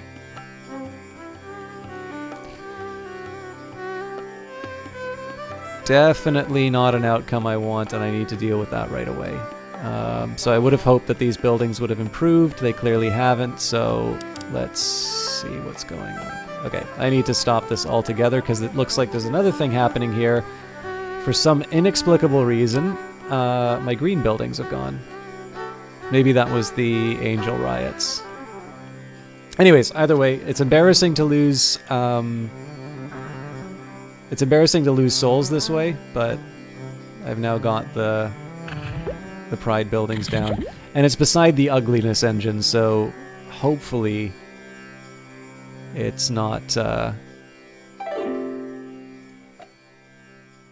not a huge problem. Actually, overall, blue's pretty short.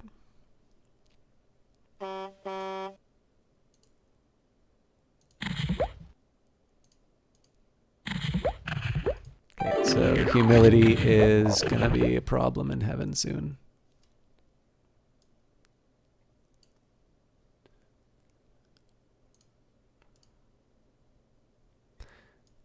So this one seems to make sense to just put right beside the building. What would be the next? Yeah, it's really humility that's suffering here. There is a little bit of an argument for putting a nice little 4 block here. The challenge is that there's no real diversity bonus. Well, actually, there is a small diversity bonus that I can get when I build extra. Oh, you know what? I think that's wrong. Yeah, that's covered up by the... That's 3, so I don't want that.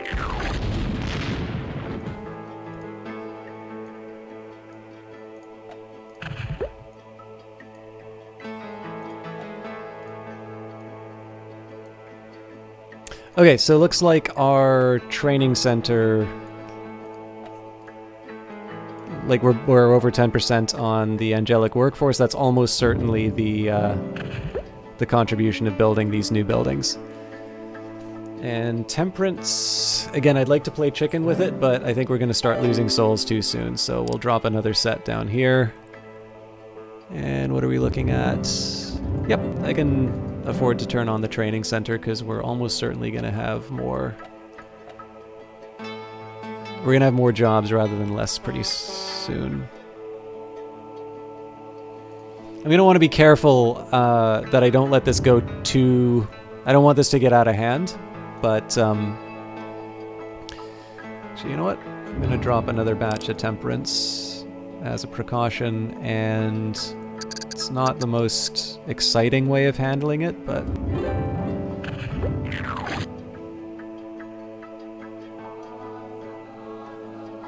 Say... one here... one here... one here...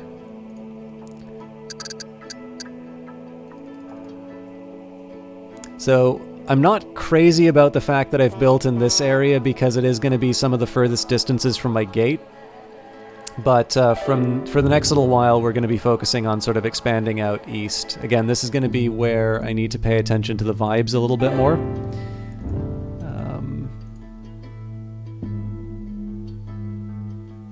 Actually, you know what? It looks like there's a pretty clean division.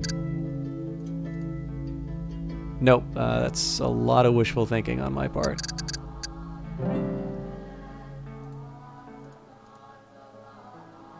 Okay.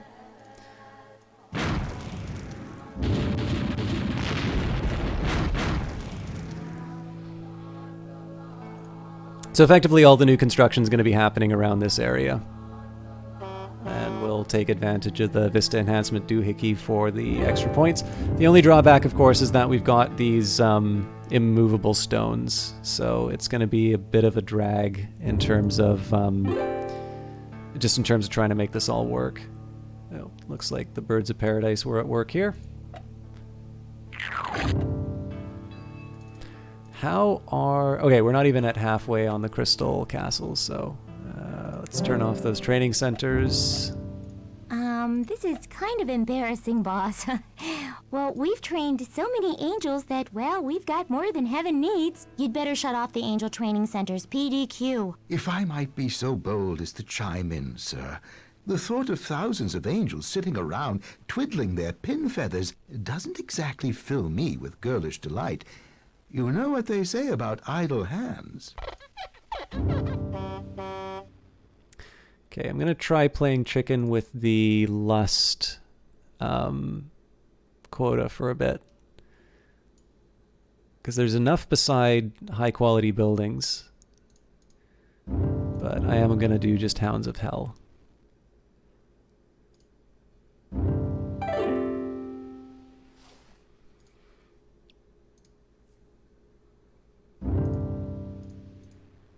And again, we've got a couple of islands of mediocrity, but I don't really have any good ideas on how to fix those. So there might also be an argument for hitting the macro manager again. Yikes, that's like half of my income. I think I'll wait until it's sufficiently desperate.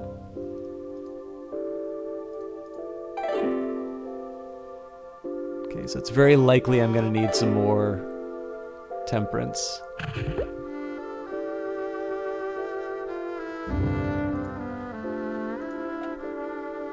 I'm going to wait a little while before I start working on the workforce again. It'd be nice. Like, again, I do want to train more of them because this gives me a very highly trained angelic workforce. But I need to be careful, right? Because we've seen what happens with Hell's riots in Hell. And I'm not 100% clear. Oh, looks like Diligence is about to explode. So realistically, what are we looking at here? Well, we've got some efficiencies, so let's make sure we actually need the buildings before we go too crazy. Celestech. Celestech is known as the friendliest corporation in creation. The diligent souls who end up working at one of their corporate campuses will receive the following benefits: daycare, extended maternity and paternity leave, free corporate housing with puppies, spacious offices with windows that can be opened to let the heady breezes of heaven in, extensive profit sharing, PROPHET, Friday afternoon barbecue parties. Truly, there is no company this nice in the mortal world.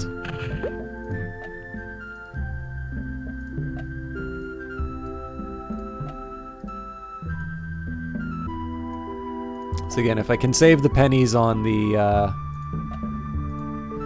This is one of the big things for me, is that it's not just that I'm saving the pennies, I'm saving the pennies on the buildings that are more likely to upgrade, and so I'm kind of putting a bit of priority into that. Although I think the fact of the matter is, diligence is, yeah, if we're not at capacity... Oh. No, it looks like we did get some diligence upgrades. That's really cool. I don't know if it'll be enough to, like, save the day, but I'm feeling good about that. Let's do the same exercise for hell. Okay, sloth. Christ almighty. That can't be right. Jesper says, over 90% of your demons are homegrown. Maybe you'd better turn off your training centers. Yes, I agree. And avarice is not so good. So let's pause. I am going to upgrade the Hellward Bound retreats to the Cloven Boot Camp. When you need a lot of demons, the Cloven Boot Camps will give them to you. Just be sure not to ask how they do it. Everyone in Hell suspects these training centers of employing archaic, sadistic brainwashing techniques to churn out legions of tough-as-nails demons. Curiously, no one ever blows the whistle on them. No matter how many mangled souls, euphemistically referred to as rejected applicants, wash up on the roads of Hell. Maybe that's because the whistleblowers tend to disappear in Hell. So we'll turn it off, but we'll set them to 10% so that when we need them again, we'll get them. And again, so first thing I want to try and do is gain the efficiencies. Yeah, so a huge part of this is just balance issues, because these are beside dystopias. So these are the kind of buildings that should be turning into like 3x3 monstrosities. But again, for lack of management on my part. Hell seems to be losing a trifling, nearly insignificant number of souls. While this isn't busting your budget, it'd probably be wise to attend to the problem before it escalates. Check the graph view to find out which punishments are overflowing and zone accordingly. So that's my starting position. The next thing I'm going to do is add another batch of really ugly roads. Because again, like, one of the things I want to be doing is maximizing the benefits from the ugliness engine. So I think in this case, I'm going to make an exception, like put this thing right up against it.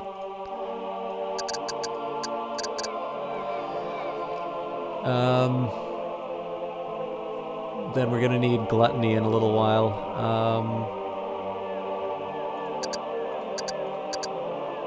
So again, as long as we don't have punishments touching each other, I'm happy.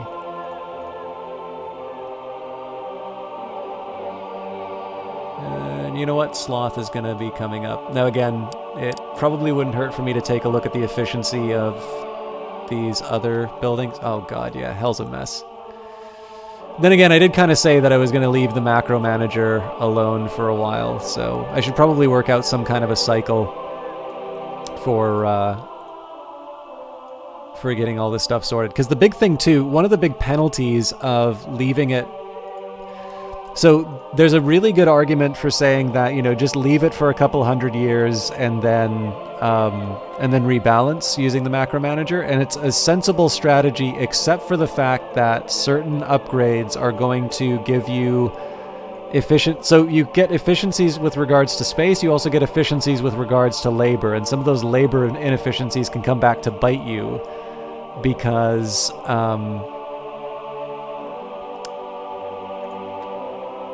you wind up with a bunch of unemployment. That's one of the reasons why the 10% is a good guideline. Anyways, this should cover us for at least the major parts. Obviously, I want to deal with the new arrivals.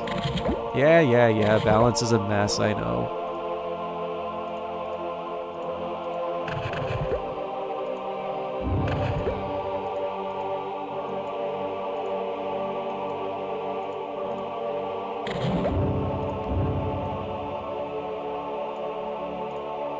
As long as I'm not getting losses, I'll be happy. I'm going to be getting near to the end of the playthrough tonight, I think. But I am going to... There's going to be two things that I can do. I can show you one of the Easter eggs for cheats that's in the game. I'm going to play chicken with the sloth here. I don't actually believe that I need that much. And how's our workforce? 13 versus 19? Okay. Definitely turn on the Cloven Hoof boot camps. I'm going to wait a little while on reopening Heavens. We're actually doing rather well as far as cash is concerned. So this makes me a little curious what it's going to cost me on the macro manager. 4 million? I did just spend a bunch. Okay. I was actually going to use the macro manager. Oh, are you kidding me? Okay. Let's go back to mortal plotting. Unless we're already there. This is a tough one.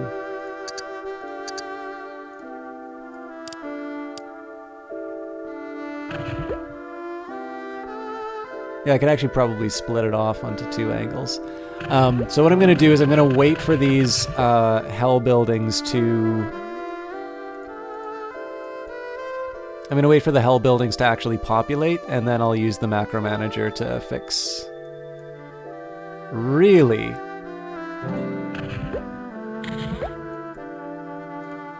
I didn't think I was going to need that much pride.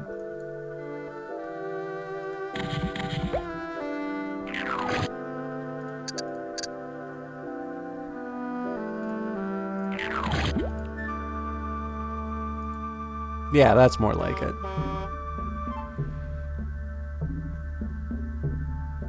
I mean, I should still allow for the shortfall. Actually, we've got enough for it to register on the screen, so I'm going to leave it.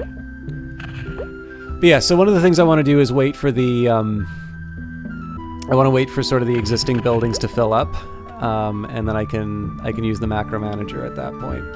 Also, I keep forgetting to bring the buildings back to embiggened.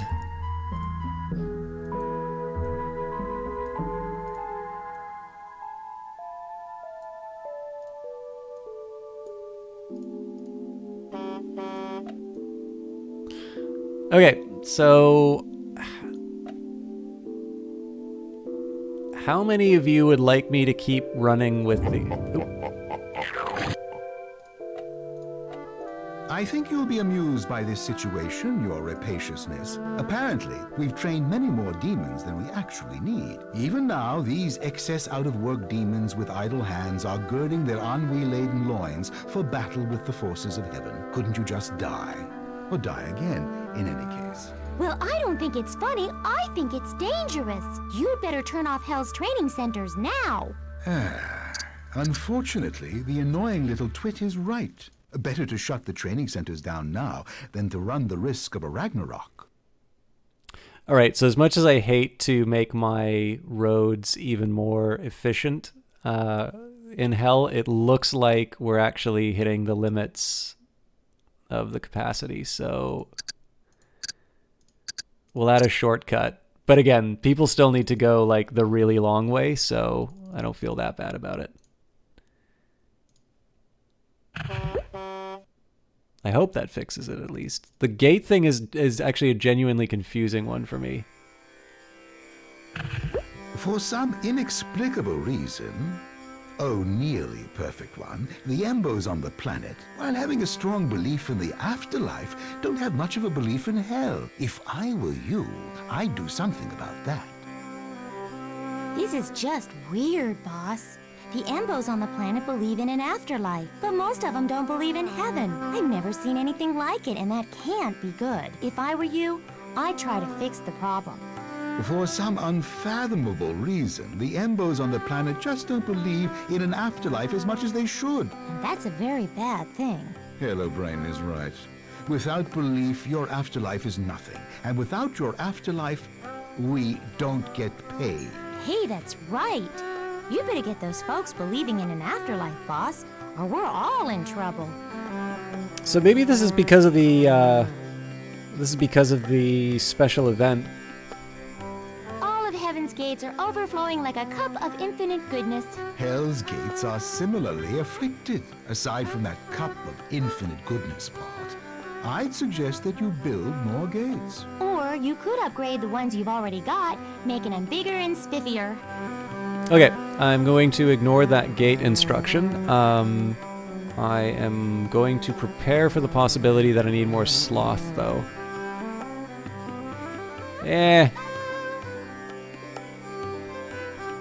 I might be okay.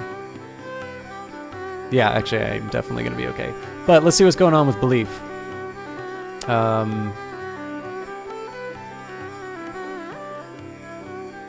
Okay, I think these people are a bunch of liars, frankly, but let's say ha-ha-ism.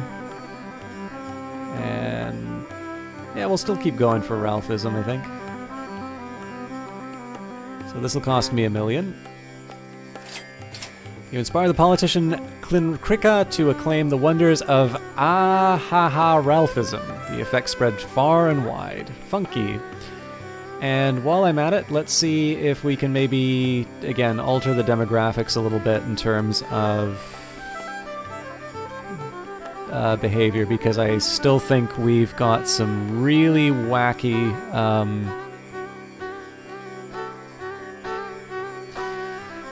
okay, so like we want to... Okay, actually here's going to be an interesting one. So let's say we'll go for neutral. I'm going to look for the ones with like huge gaps. So definitely chastity, definitely contentment, definitely humility. We could definitely stand for a little more wrath.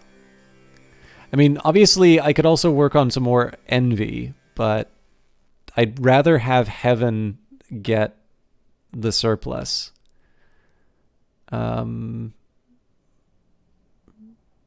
Yeah, there's an argument for... Okay. And again, this is a hard one to deal with just because, like, you can see...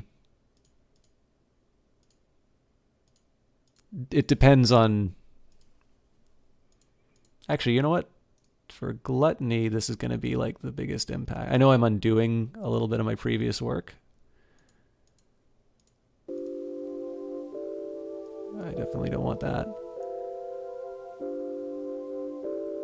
Alright, let's run with it. You inspire the gifted ballerina Tatka.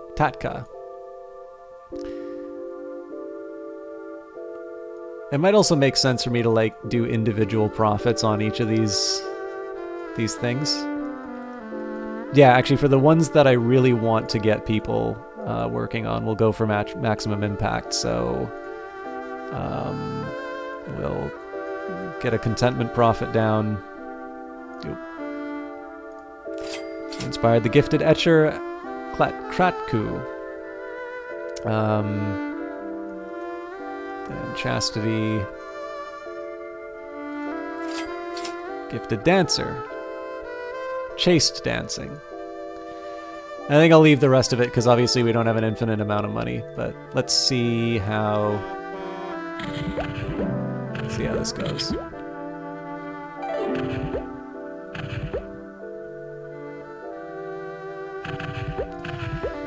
Okay, what's our labor force looking like? 11%. Okay, so this is like we've peaked. I'm gonna actually go to divine intervention here. So, do you guys want to see all of the crazy things that can happen in this game?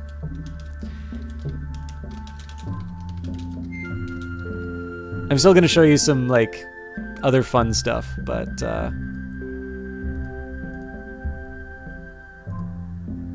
I guess the question is, do you guys want to see, like, Easter eggs, or do you want to see how the game ends if you screw up? Or alternatively, would you just like me to stop being boring and end it? Complaint departments. Typically, proud souls don't believe that they belong in hell. For these deluded fools, hell has built these complaint departments where they can file their grievances.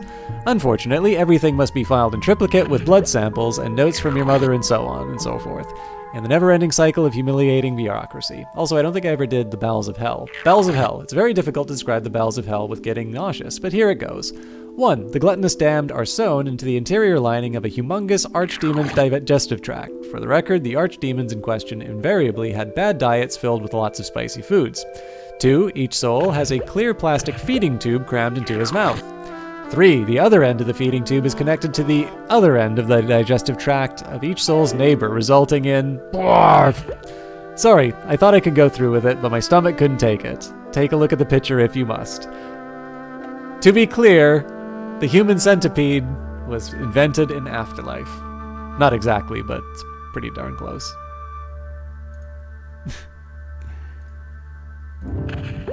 Okay. I've already saved the... Oh, Elevators Incorporated. Like I said, hell gets all the images, so...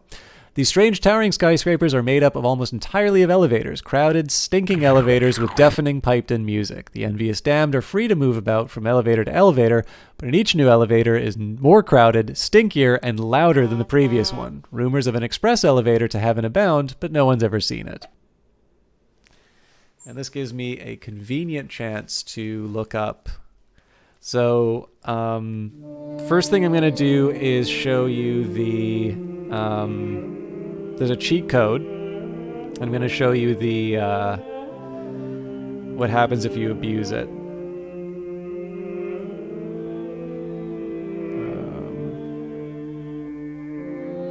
I just need to search for it, though. Okay, so especially for those of you who are thinking of picking up this game, if you type the $, ampersand, and exclamation... Sorry, at sign, not ampersand, an exclamation mark, you get money. Let's do that now. Hey, 10 million. All right, this will get me infinite money, right?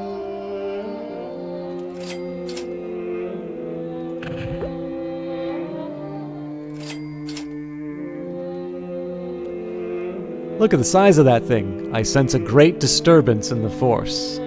Huh?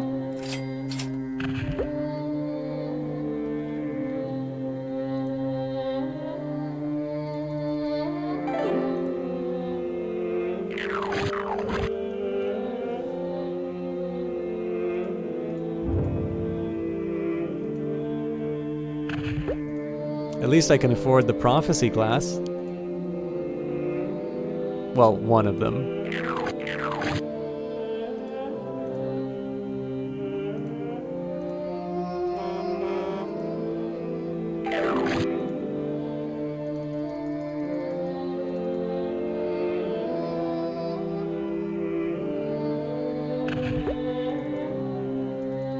Okay, well, it's supposed to come and destroy my afterlife, but apparently the Death Star decided that it was going to be nice and not actually destroy anything. While I'm waiting for it to do something, though, it did occur to me that I did not do the 3rd chapter of Siegfried the Ungrateful Angel. Siegfried the Ungrateful Angel, Chapter 3. Relaxing in the study of his audio-improving embophone, Siegfried marveled at what he had wrought. Everything I see and hear is perfect, he proclaimed, to no one in particular. Surely there is no place in heaven as heavenly as this. Outside, a jillion flowers spontaneously bloomed, releasing a heady aroma evocative of all that is right with the universe. Siegfried furrowed his angelic brow. Not woody enough, he snorted. Don't these seraphim know anything about nasal passages? Within a fortnight, Siegfried had constructed the heaven-sent atomizer, a device capable of perfecting the aromas of everything within the range of its powerful purple plumps. The powers that be were slightly annoyed. All right, where'd the Death Star go, out of curiosity?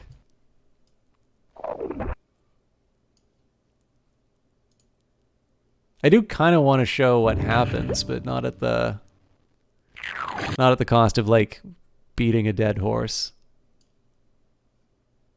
The bats out of hell have been unleashed. Okay, I'm not quite as worried about the bats out of hell as I am the Death Star.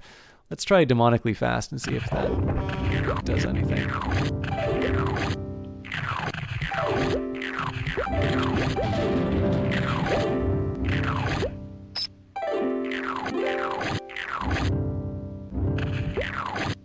Obviously, I'm losing souls left, right, and center. All right, well, you kind of got to see sort of what happens. It's just... There we go. These are severely inconvenient because of disrupting the roadways and whatnot. But let's try something a little different. Now, this one's probably not going to be as exciting just because it's similar to one of the other ones that you've seen. But if you type Salmon Max 3 times in a row, there's a reference to another LucasArts game.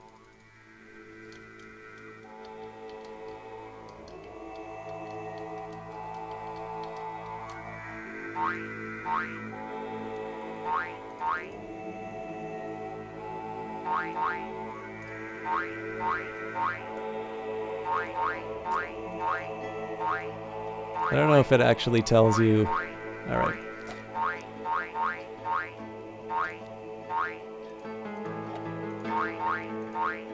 I think he only goes... Oh no, they're on both sides, so he's doing a particularly good job on Heaven, it looks like. So yes, for those of you unfamiliar with the LucasArts catalog, this is from Sam & Max Hit the Road. And this is purely bad. Like, there's absolutely no benefit to doing this other than watching your Afterlife get destroyed.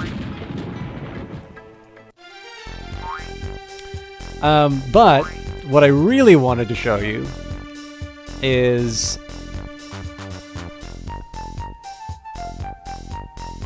oh, did I just save? No! Oh my god.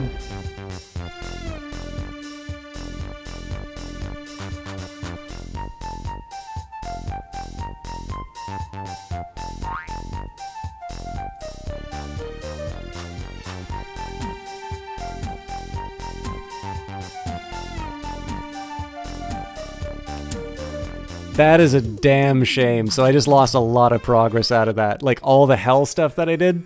Ah! Oh well.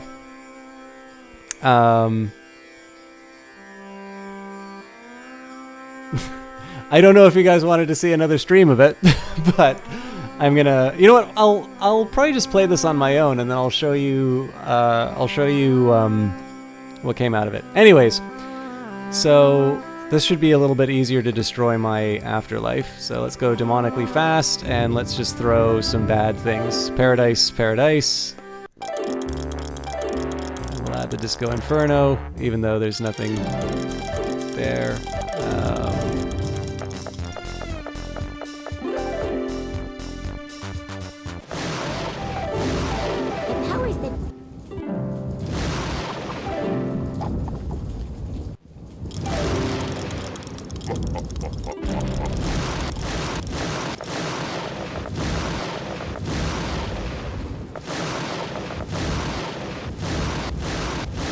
Oh, you know what? Freezing Heaven actually probably saved me for a little bit longer. Anyways, I'm trying to bankrupt myself right now.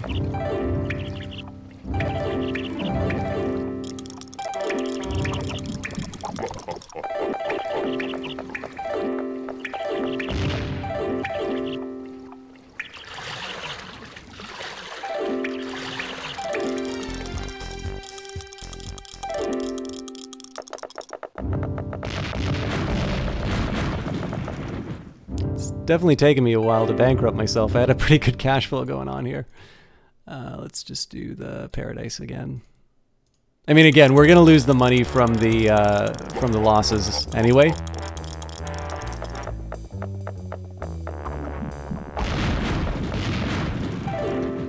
Yeah, that's gonna be a nice little disaster.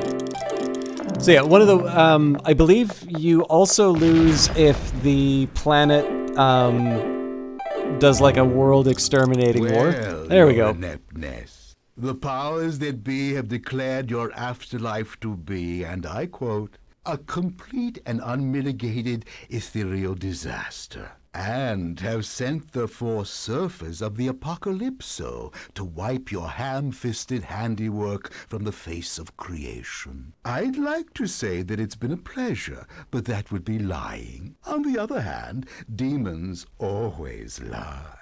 So allow me to say what an immense personal pleasure it's been working with you. Aria? Don't mind me, boss. I always get choked up saying goodbye.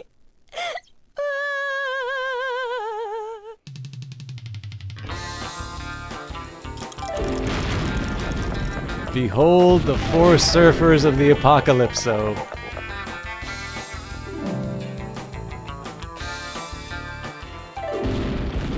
Let's just take it down to mortal plotting. If you try and bring up the advisors, Arya and Jasper have left your pathetic afterlife in search for a new employer. But I do want to close. It's not just that you get to see the four surfers of the Apocalypso, which I think is a really nice touch on its own.